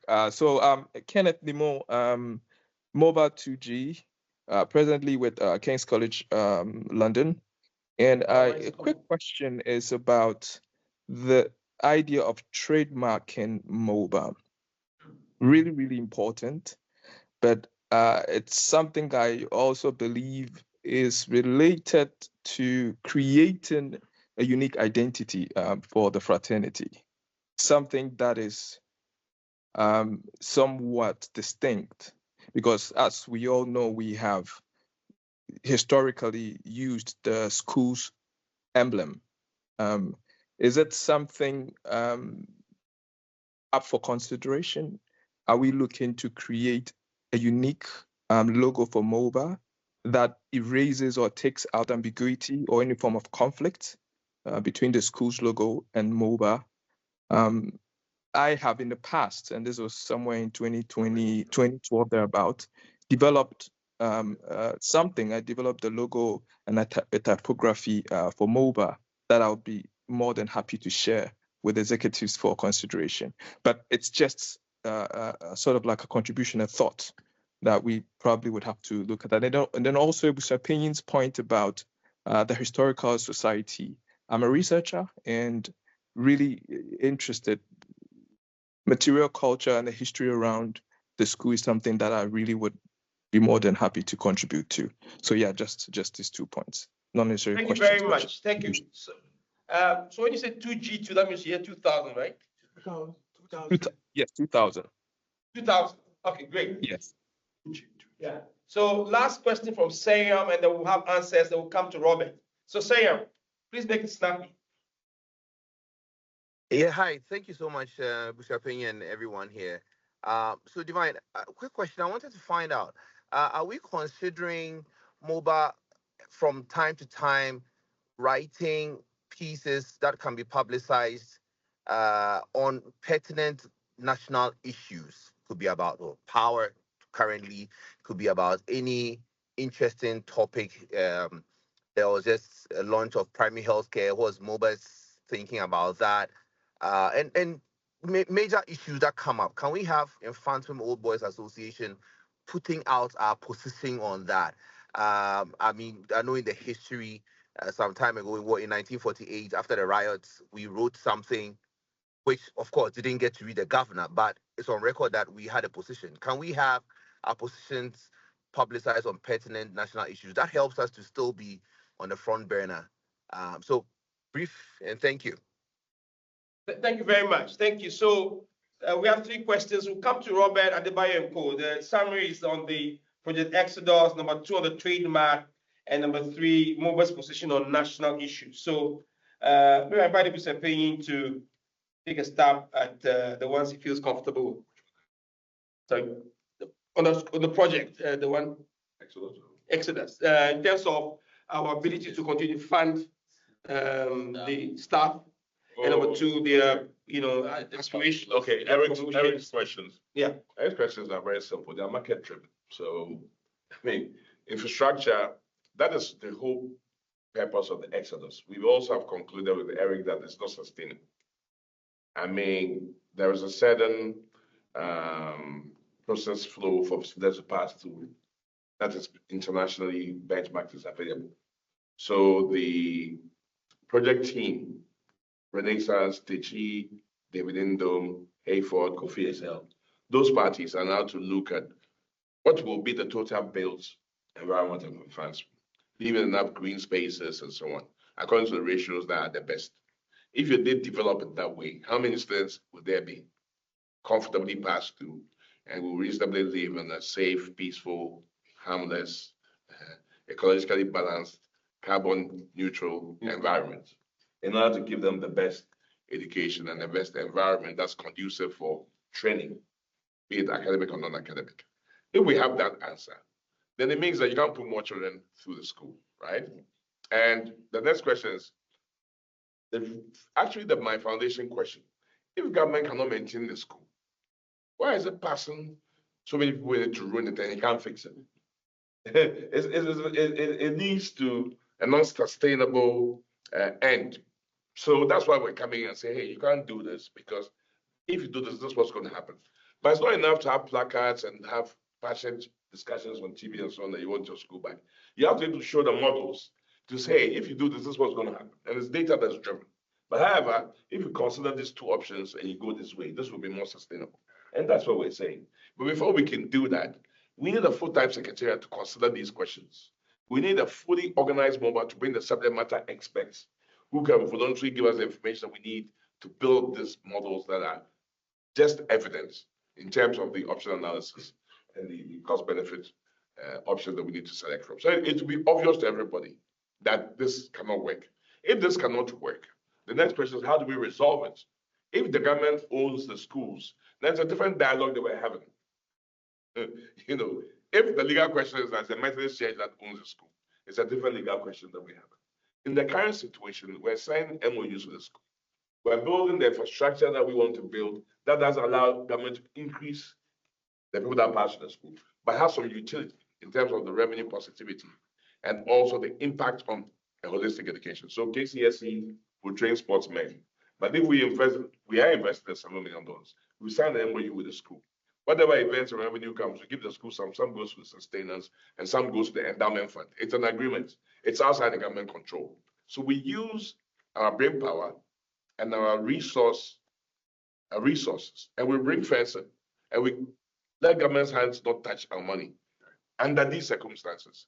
But going forward, it will be a different model if they agree with us and the outcomes are okay for them, But if you have an argument without data, without showing your capacity, without showing well thought through ideas that are data backed, and without using the full force of the MOBA fraternity, then there's going to be an issue.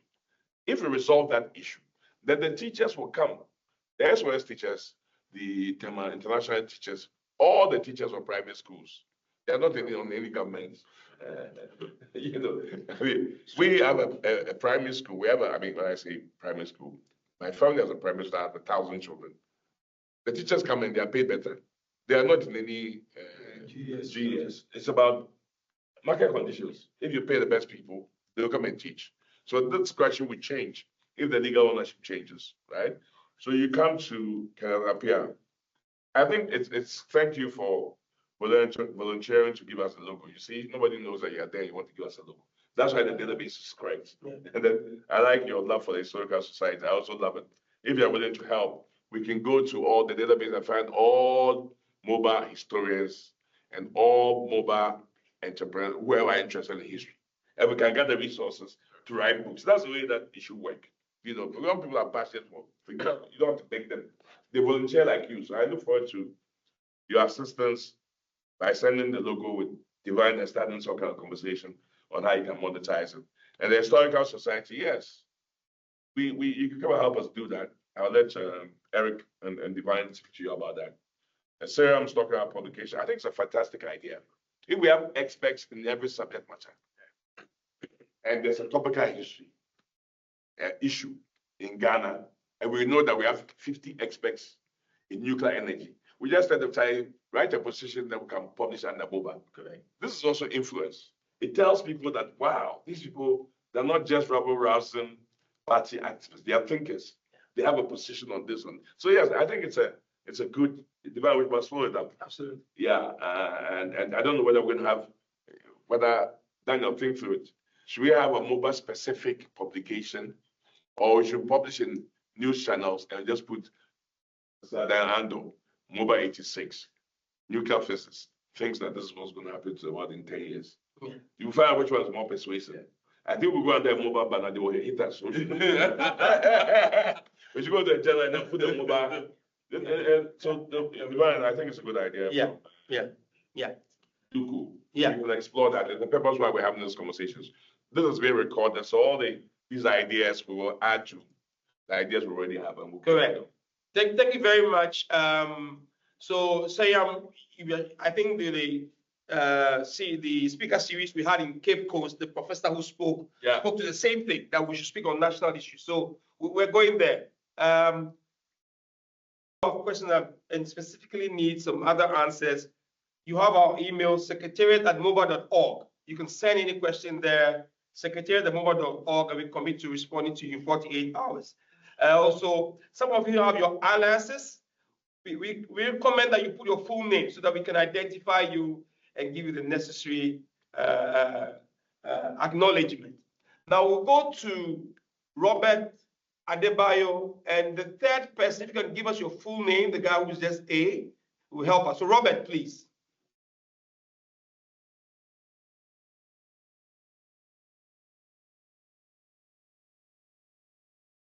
Please unmute and speak, Robert.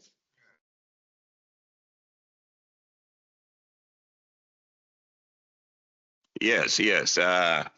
Good evening, everybody. Ebusuapanyin and all.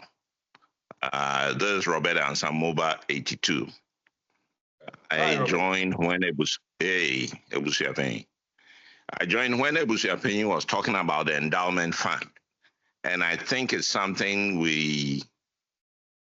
it's about time. I mean, we're a bit late, but it's about time. We need to go ahead and talk about several ways of funding the endowment fund. And one of the strongest used all over the world is insurance. People, MOBA guys can take insurance that the fund will benefit from. And if somebody wants to give a donation of, let's say, 10,000 cedis or $10,000 a year to MOBA, they can use that to take a $1 million insurance or a $2 million insurance. And then every year they will pay the premium. When they pass, the benefit goes straight to the foundation. This is how all the big institutions, Yale and the rest, Harvard, mostly were funded. And people can also leave funds for the foundation through their estate. You know, we need to look at our tax status as an organization, 5013C or whatever, and then figure out how people benefit from leaving access to the foundation. So this is what I would hope that we will be able to do to increase the pace of building our funds. But definitely, we need a good foundation because Mfantsipim is a great school. In MOBA, we are the leaders and we have to lead in this charge. That's my contribution. Thanks. Thank you so much. Thank you, Robert. Adebayo. So, Robert, this is more very good advice than a question. I think that I've learned something. This insurance, death insurance is very important. And we're going to take it up. And also looking at tax optimization. We've already spoken about it, but I'm sure we have tax experts as to how to, whatever we need to do legally to make sure that this endowment fund, the principal cannot be touched and it cannot be also taxed by optimizing the tax. So, Divine, I think we should look for the tax experts in your database and get that advice. And then on the insurance against death is very, very important because the premiums are not that high. So yeah, maybe you have a further conversation with Robert. We should still have some communication on that, on how people can do it, so that it's easy for them to understand. And when they do it, to also notify us so that we know that this insurance is in the name of. So Robert, thanks. It's very good recommendation indeed. It's well received. Yeah. Adebayo. Great. Ebusuapanyin, I'll be glad to help if you need my help with that, setting it up. We need your help. So please speak to call the Baiden. Reach out to you. Reach out. Yeah. Okay. Thank you. Thank you. Robert. Much appreciated. Hello. Am I audible, please? Yes. All right. Thank you very much for the opportunity, Ebusuapanyin and the entire team and the executive secretary. I am a graduate of MOBA 1996. My name is Makafui Tunde Adebayo. My question has to do with what is the plan in the grant implementation infrastructure program for the science labs? Because when I was at Mfantsipim, if I can give some context, I trained as a medic after graduating from Mfantsipim. And when I was at Mfantsipim, we used to go to the chemistry lab every blessed day. I could wake up from my dream and tell you the end point of a titration, whether it was front titration or back titration. But before I left the consulting room and went into biopharmaceuticals, I treated an Mfantsipim boy, and he only went to the chemistry lab once in his entire 3-year surgeon through Mfantsipim school. I was scandalized. I told him that behavior is highly un-Mfantsipim. So please, can you tell us what the vision and plan is for the science labs in terms of infrastructure and upgrading them to, as Ebusuapanyin said, modern benchmarks? And Ebusuapanyin, we are waiting for you in London next week. Thank you. Thank you. We'll charge you for that. The last person, J.A. Who's J.A.?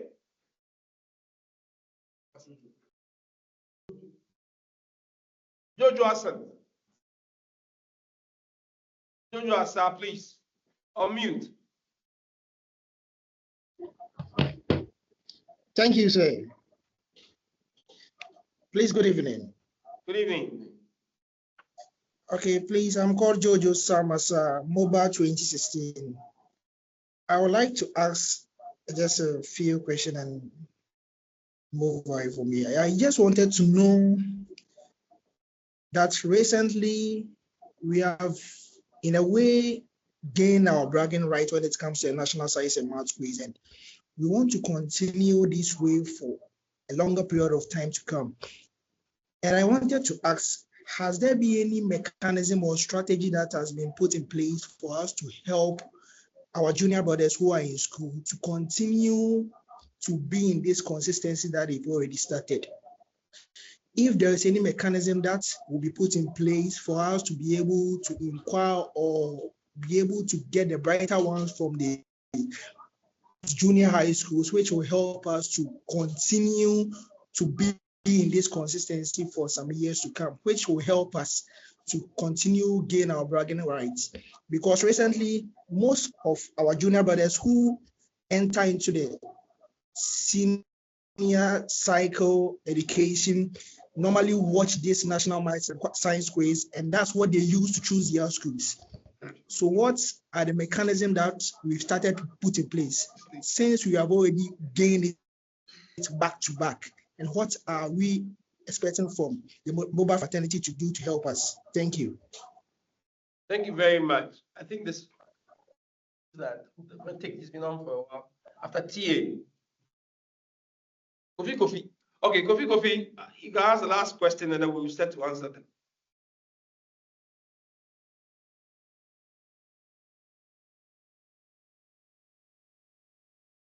Kofi, please unmute. Yeah, good evening. Can you hear me? Yes. I can hear you. Okay, my name is Kofi, so MOBA 2001. Thank you so much for the good work you are doing for the fraternity. I want to find out whether the executives have any plans of getting us a MOBA headmaster. it has been the tradition since time immemorial to have a certain headmaster, the headmaster to be one of us.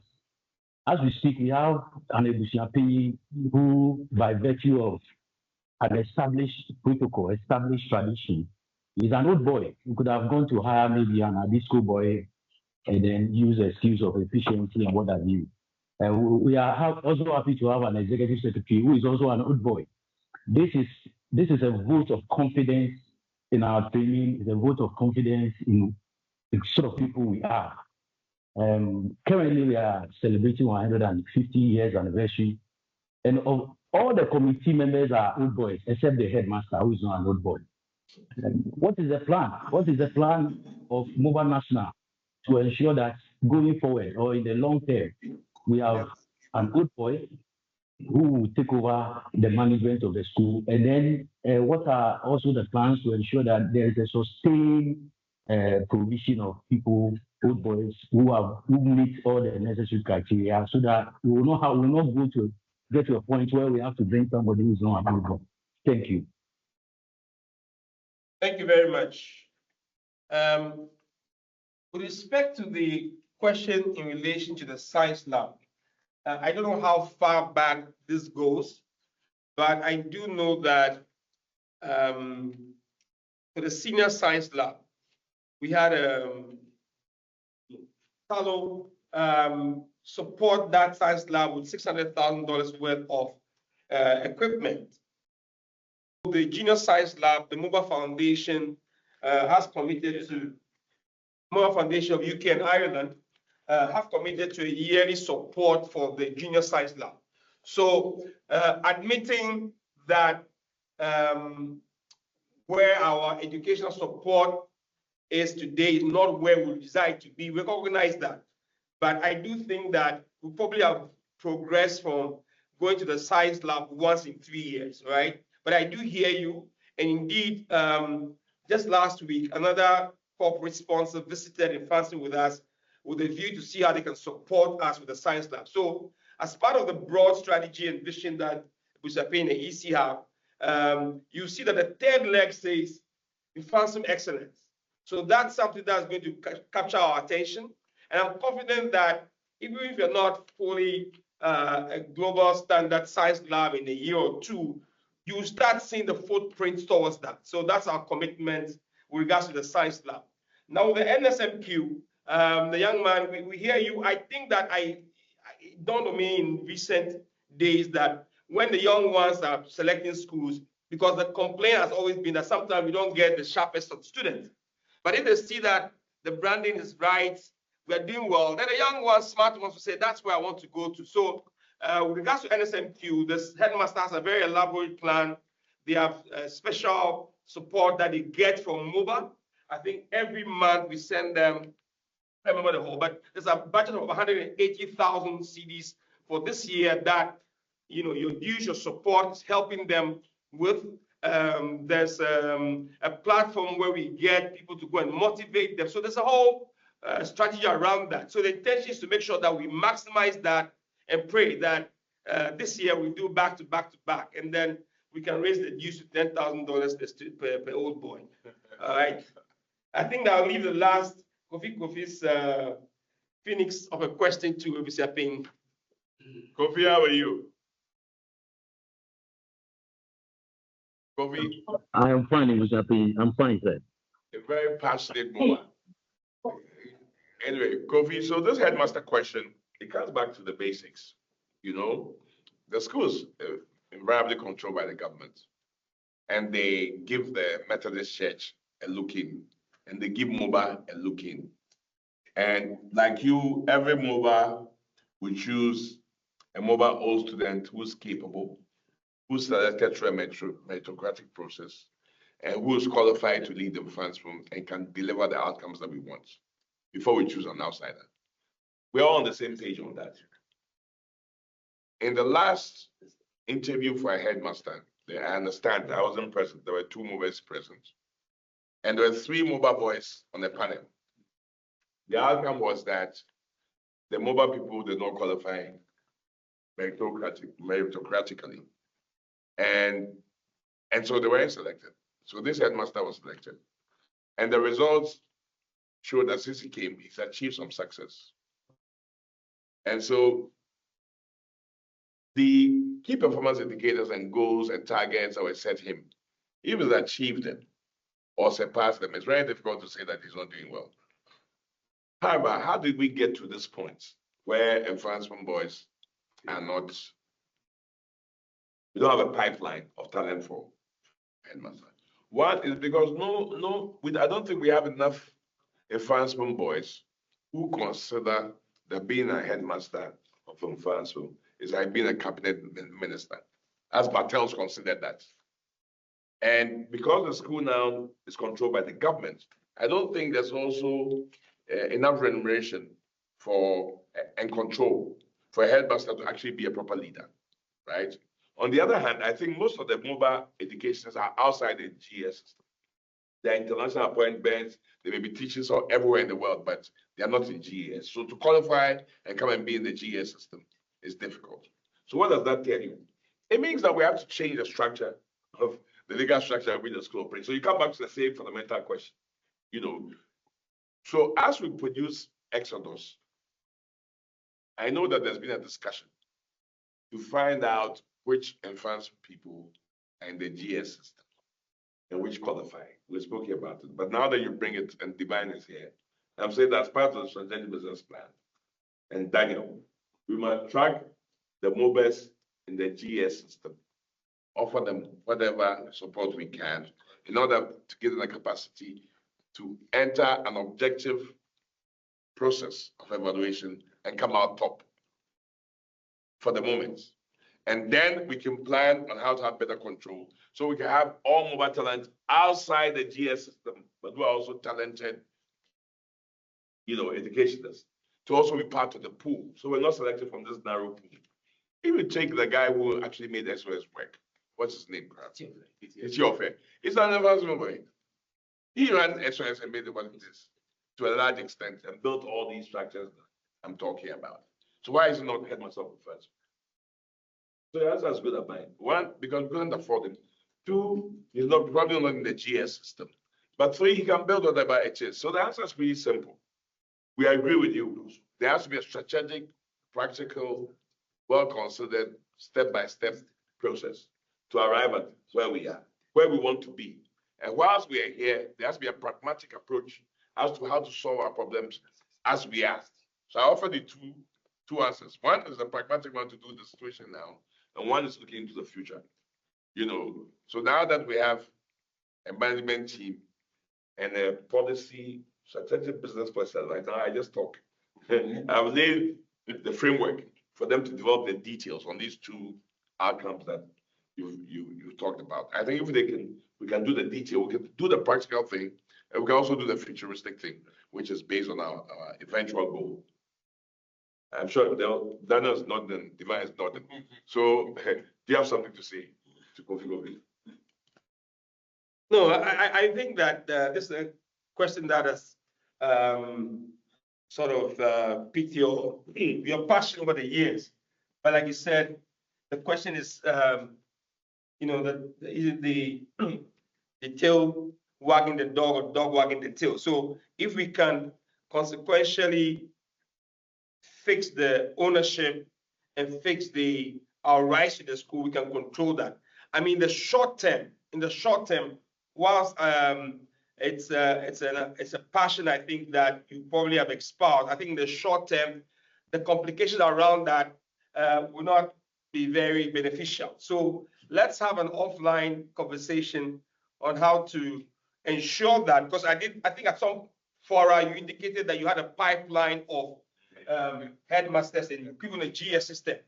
I'm more than keen to work with you to develop that, because I have the same passion, but the reality has hit me that, look, this is what we have and we'll make the best of it. But we can commit, we can commit to you that going forward and in your lifetime, in the lifetime of your children, you will see some great changes that will make you happy.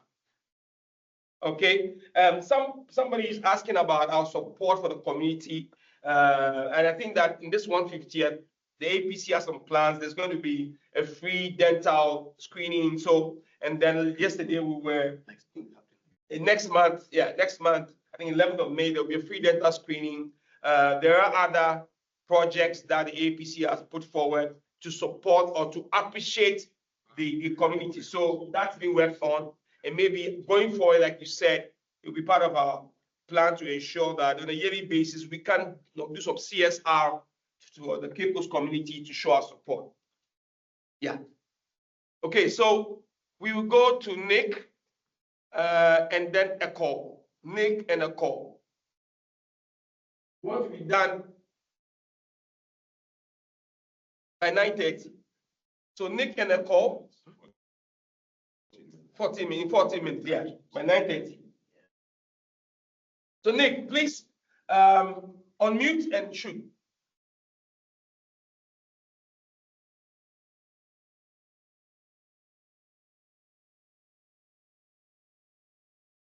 Nick.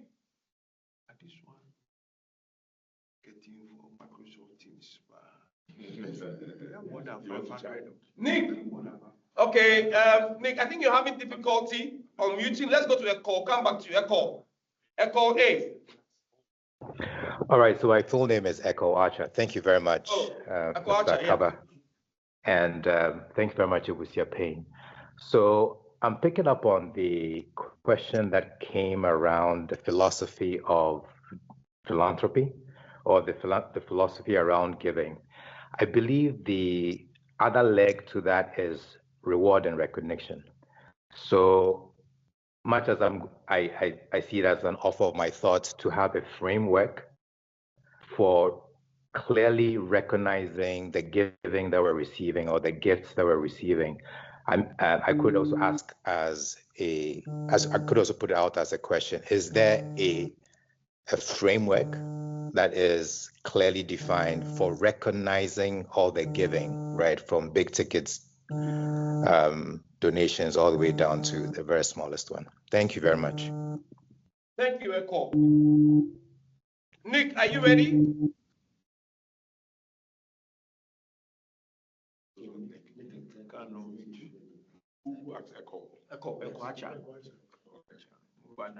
Okay, let's go to Papa Kwesi. So Nick, you can type your question, or when you unmute, let us know. You're having trouble unmuting. Yeah. So Papa Kwesi. Hello, good evening. Good evening. First of all, I want to say a big thank you to everybody for the lovely job that you are doing.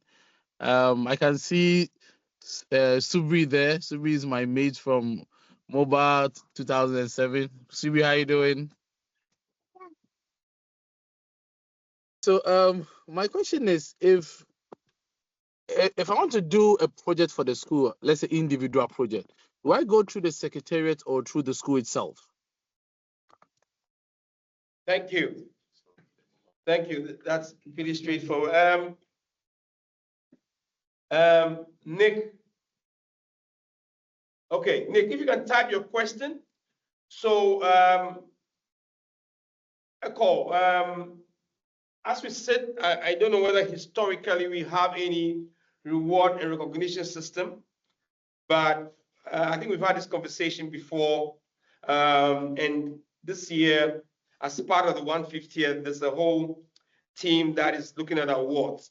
I think that there'll be lessons learned from that, and that will establish a properly constructed framework for recognizing donations and awards. I do know that I've had people complain that we don't celebrate those who give us big money. We just collect it and then we turn to the next giver. So I think that's something that we need to correct. And as a secretariat, we take cognizance of that and we work to ensure that we're vigorously engaging those who are giving as a policy. And we also have a subcommittee that's responsible for fundraising as well. So we will evolve a well-crafted policy around that. Will be very simple and clear to everyone. And I think that that will probably help us actually raise more money. With respect to the other question around, You're executing a personal project. Yes, I saw that there was a message from MOBA USA saying that they made some donations to the school. I think that I heard about that, not necessarily through an official channel. So that dovetails to Papa Kwesi's question. What we are encouraging all MOBA to do is that we know you love the school. We want to be able to make sure that we're aggregating the support we're giving to the school for various reasons. So what we are encouraging everybody to do, and there's a policy around that on which we've engaged the headmaster, so that when anybody wants to support him, he directs that to us, so that we can properly capture your efforts and your donation to the school. Because the school, they need things all the time. So if you appear there, they'll take it, right? We're not saying it's wrong. We just say let's channel it properly, and it ties with the Koachas question as well. So we can also probably recognize what you're doing and organize it. So thank you for that, and we're happy to engage you on that subsequently. You know, we've had about 600 people. So teams. Nick, your hands are still up. We've got about 10 minutes left. Anybody with a burning question as we wind down? One that you need to take off your chest. And like we're saying, thank you for joining, spending 2 hours of your Sunday with us. We really appreciate it. This will be the first of many. Please keep engaged. Now, Jeff and Ernest and TRF, that's the last question. So Ernest, so Jeff first, Ernest, and then TR4. If you can probably put your name in there. Website. Jeff. Hi. Good evening, all seniors. Can I go on now? Yes, please go ahead. Okay. Yeah. I'd like to say a good evening to Ebusuapanyin and his hardworking executives, and also all MOBA across the world.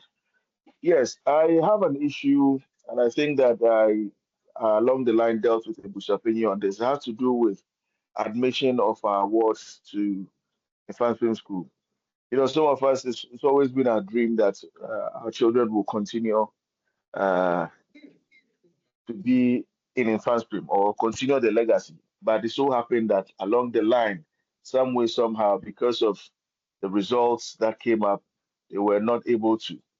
And I made a suggestion that if Mfantsipim can give a special dispensation to such wards, it's maybe examination fever or something, or yes, but then the wards are not that bad like that. But some way, somehow, my ward has ended up in a rival school, and I'm just returning from a PTA that was held yesterday. And I must say that I'm having to spend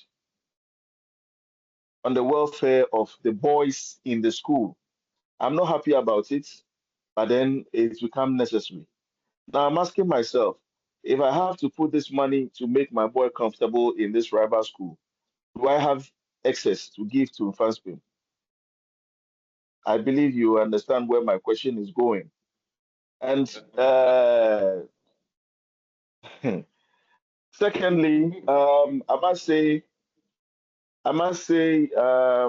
Ebusuapanyin and his team, I'm happy that as a council member, I campaigned and we had you, you know, and your executives come to take over the helm of affairs. You are doing a good job. I see some structure and I see some urgency in your vision and mission. However, I think that you have one more term to contest, isn't it? What is the plan? What is the strategic framework that will be put in place so that some of these brilliant ideas that are coming up, I mean, this structure that you are setting up, will be followed by subsequent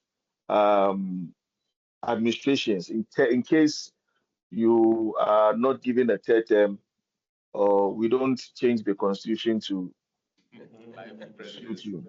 Thank you very much. Thank you, Jeff. What year group are you, Jeff? This is Jeffrey Mensah, MOBA 1998, council member. Thank you, Jeff. So we'll take, like I said, guys, please keep it brief. We'll go to Ernest.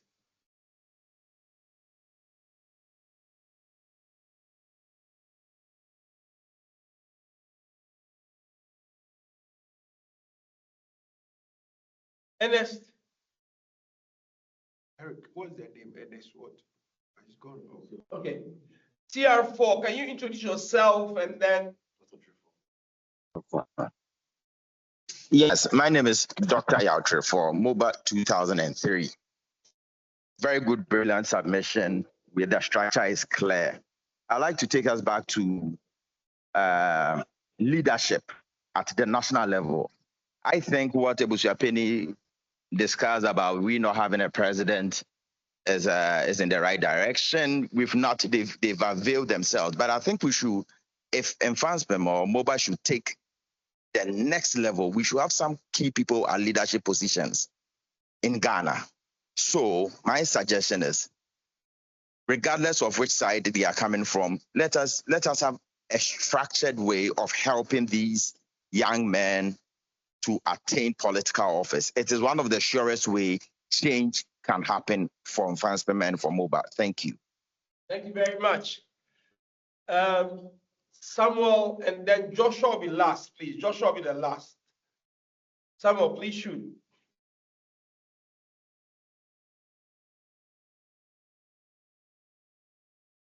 Samuel, please unmute.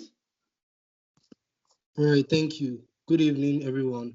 Good evening, Ebusuapanyin and all your executives. Thank you for the job you're doing. My question is about, I always hear, sorry, 2024 year group. Yeah, so I always hear about plans for the NSMQ team and how we are helping them, but I never hear about other teams like the Shark Quiz boys and the robotics team, because during my time there, I remember some of them had to, for example, the Sharks team boys, I had some friends over there, and I heard they had to contribute to go for these quizzes that are helping the school. And that's, I find that to be unfortunate, because if you are doing all these for the NSMQ boys, the Shark boys too, at the very least, they don't have to be making the expenses for things that they are doing for the school. So I think that should also be spoken about so that they can also be given some empowerment over there. Thank you. Thank you. Well said. Joshua, 60 seconds. Joshua. Hello, can I be heard? Yes, go ahead. Joshua, is that Joshua? Yeah. Good evening. My name is Joshua Buidi, MOBA 2024.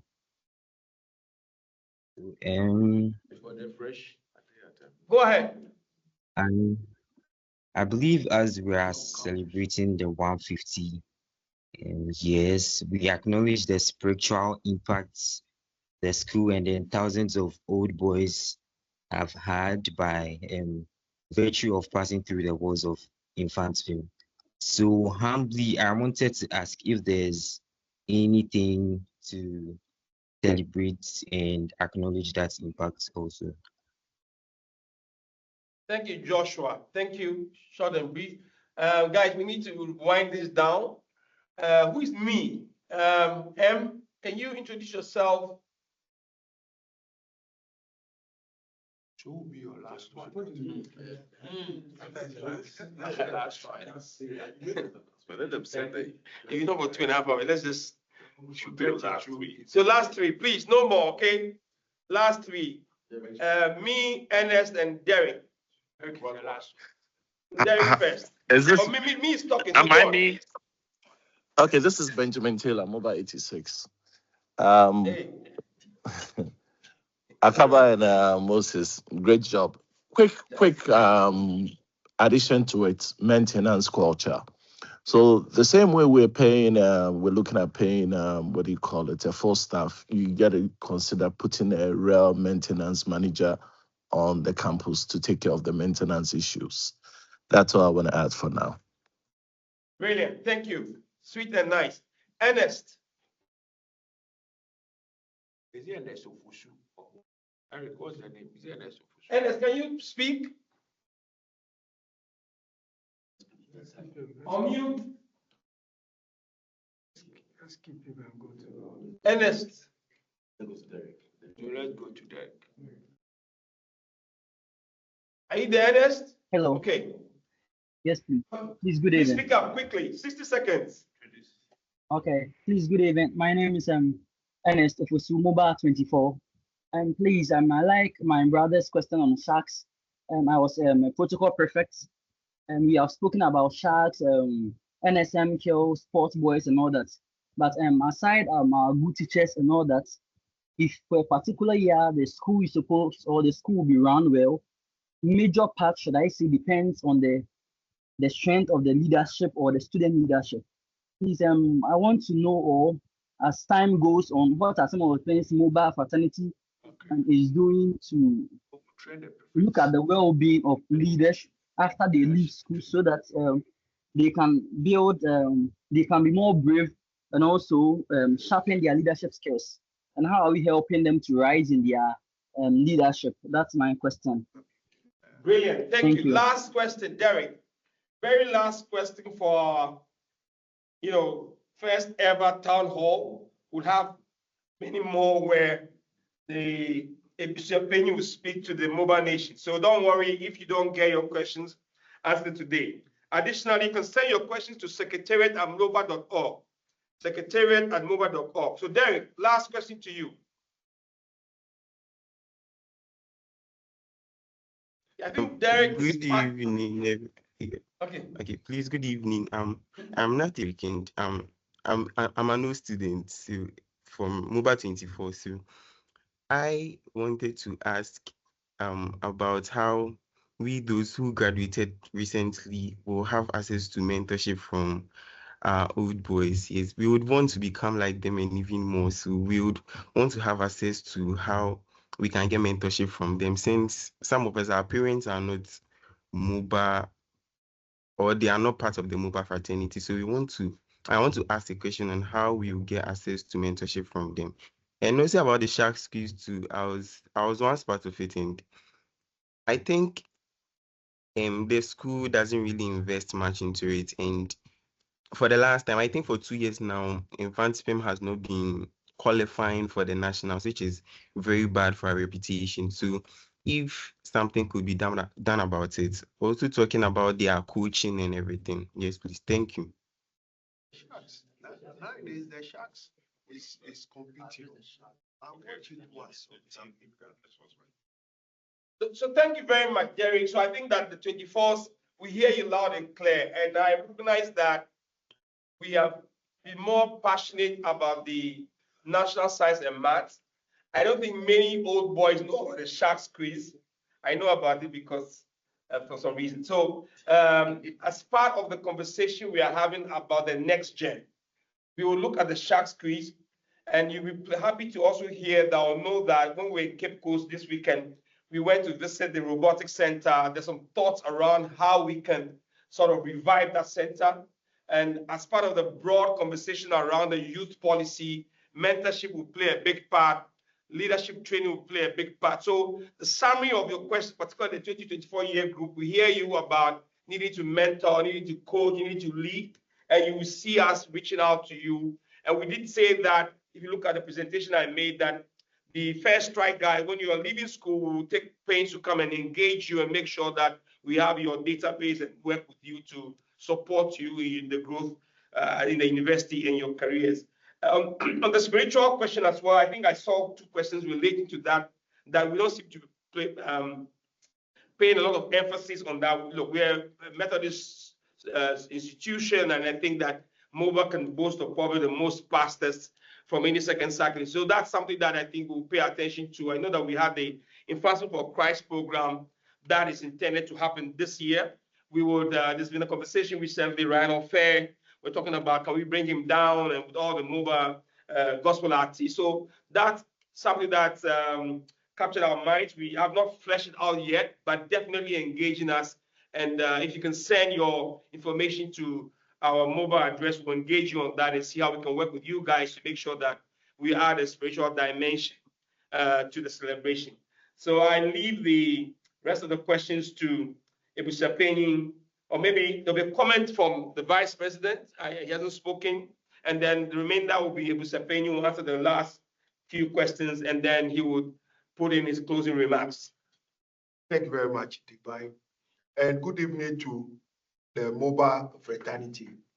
I believe that this is a very good initiative from the executive committee, and we intend to continue to engage all old boys.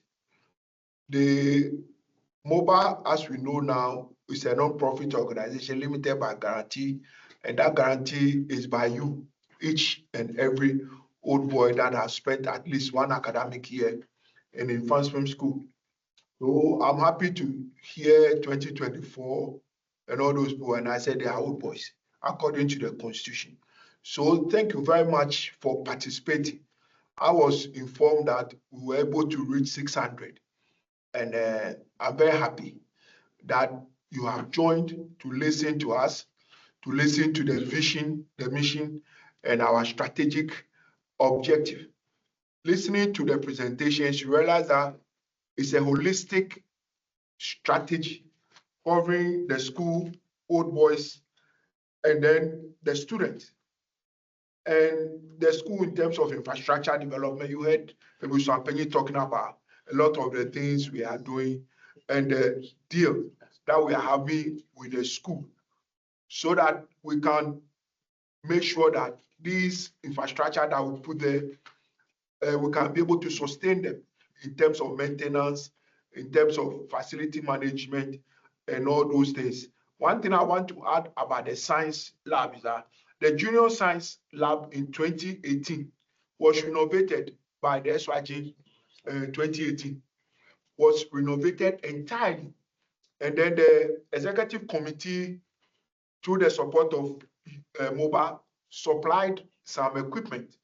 They shipped them.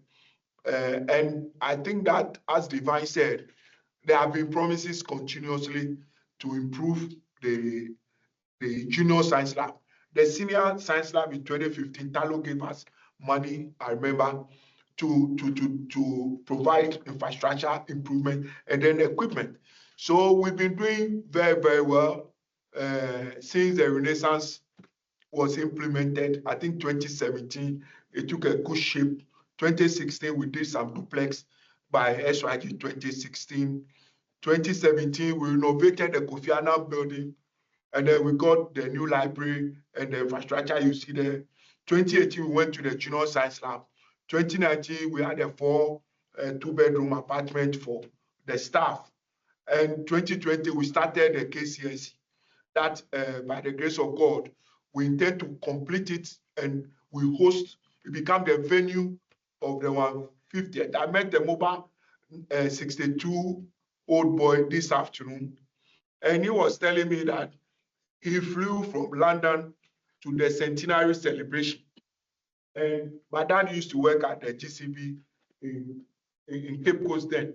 And he was telling me about my dad's influence hosting them, and they went to celebrate the 70th centenary. So I told him that you people were informed and you've written a book. So I'll give him a copy of the book, because I had fond memories of the centenary celebration. And I promised him that the 150th, we want to improve the field that they hosted the 100, so that if possible, you can join the 150th, and then you will see that we've made good progress. So thank you very, very much. And we pray that the next town hall will get to the thousands, because I'm hearing that we can have 25,000. 11,000. 11. I'm talking about the database. Yes. About 25,000. And this one can take 11,000. So we believe that in the next town hall, we get a good number. Thank you very much. Over to you, Divine. Thank you very much. So, thank you guys for joining. I'm going to hand over to Ebusuapanyin, but like the Vice President said, we really appreciate your time, and we're going to have these pulse meetings where the Executive Committee, Ebusuapanyin, address us, we'll give you progress on what's going on. So watch this space. It's going to get bigger and better. Thank you, Ebusuapanyin. Gentlemen, thanks for all your contributions. We've taken them all down, and we're going to put all your new recommendations and your suggestions, the broad themes of the strategic business plan, and into our programs and operations.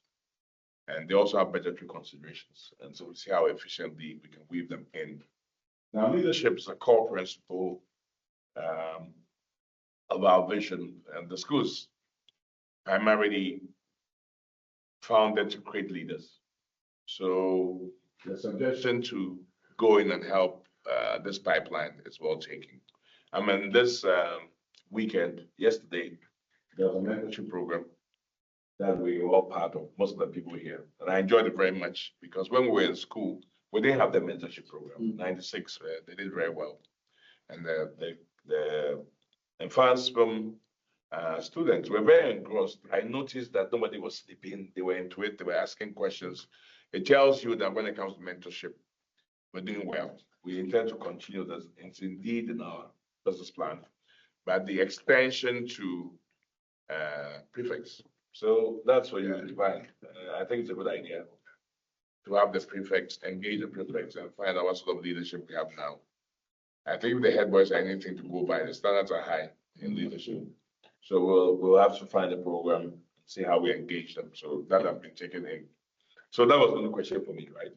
Yes, the leadership both at the national level, student level. Yeah. Time is fast spent. I think that, let's see, am I the one to close it?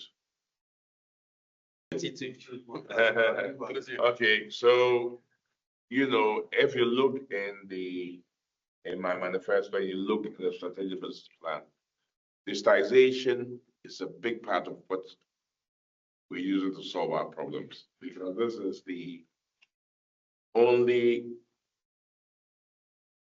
new technology that allows us to do what we're doing now. Today, we're having it at the margins preacher room, training room, because our systems are there, but they're not finished. Even though the van has moved in and the management has moved in. But like I said, we have a big investment in IT infrastructure, which is also going to be maintained by the Baiden Foundation for 10 years. I expect that in the next, I don't know, you and Eric, by the next 30 days or so, all this should be able to happen in the Secretariat itself. So I saw some questions. So why are we building a Secretariat? But you can't do anything without capacity, So when our amendment team starts working, you'll be the first to see the changes in efficiency. And when the Mfantsipim, all the Mfantsipim Secretariat is then turned into a shop, and the trademarks are properly registered, the dues will even become the important thing. But the innovative recommendations, like what Kofi Ansan is saying about insurance, it's a business. So we're going to benchmark the best alumni. Yesterday, Divine delivered to, when I spoke with them, I said, no, benchmark the best alumni. We don't need to reinvent the wheel. What did they do to make money? Let's just follow it and localize. He benchmarked 2 documents for me that shows how the alumni raise money. And someone was looking at the fundamental legal framework which they are in, and they did a comparison between yield and Mfantsipim. And the changes are not that much, just a few. But the funds they have are very much. They have 40 billion. We don't even have. We're talking about 10 million. But I believe that we have enough brain power. It's not even just about money. It's about the people that we have and the intellectual powerhouse in the various groups of subject matter expertise. If we weaponize it against these little problems that we have, I don't think that anything can stand in our way. So whatever resource you have, whether it's brain power, whether it's money, whether it's influence, whether it's training, it's all useful, and we're running a business, not for our own profits, but for the profit of our ideals and for Mfantsipim. So now that we have 500 people joining, I hope that next time there'll be thousands joining. And we have one single objective: to build up the resources to deliver this business plan as a project that we believe in, not for profit, but to advance our own interest in seeing the enlightenment of society and to move the Mfantsipim idea for another 150 years. So on that note, I thank you very much for joining. It shows that you're very passionate. I thank you for supporting the MOBA Executive Committee, MOBA Council, especially our new management. We are going to work 24/7 when we just talk to deliver for us on this business plan. In the tradition of Methodism and Christianity, who's the most spiritual person here to pray? Look at you just converted.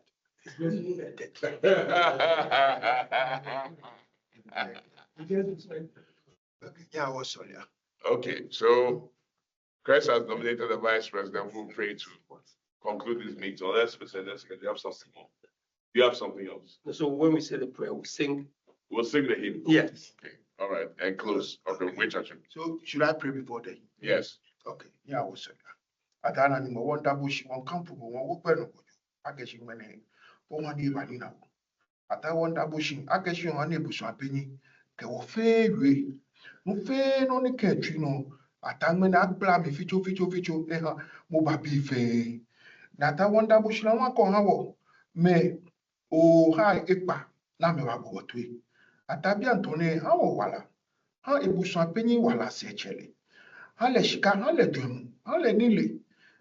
Divine akaba ni ebane atale wale nile hale wala sechele no fe no ni Ebusuapanyin ke executive committee akwashon ke ma meyin ane ba mi obun pa fe pa na me bra ane ba shu amenyin ko manye ko ni won se ke wo pe bi ene nibi ni won ke wo ba fi won fi lojo ba mi mo ba bi adawoshi ni won ke shida ke je mo habo yo binu komento le gba mi amen. Amen.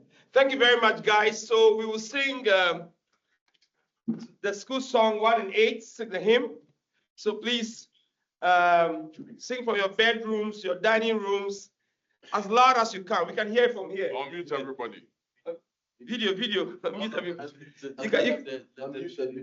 You can mute everybody. We can hear them. Show your video. You can see us. We want to see you in front. For those of you who can show your cameras, if you are not in the bathroom, you can show your cameras so we can sing together. Yeah, you can show their cameras while sing. From here so that everybody. Yeah. For all the saints. 1, 2, 3, 4, 1. For all the saints who from their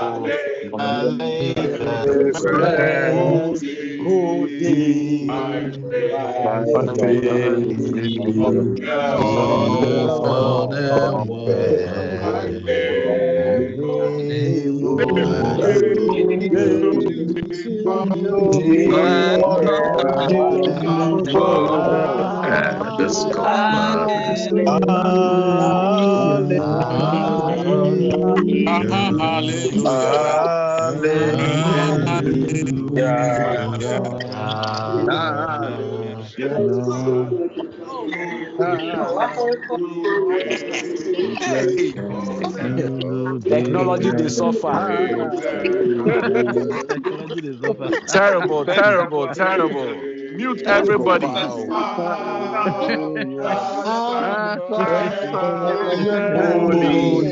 Ghost.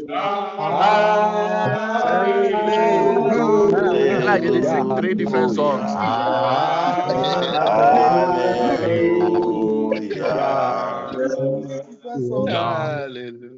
Yeah. God bless you. Good night. Yeah. Good night. Good night. Congrats. Congrats.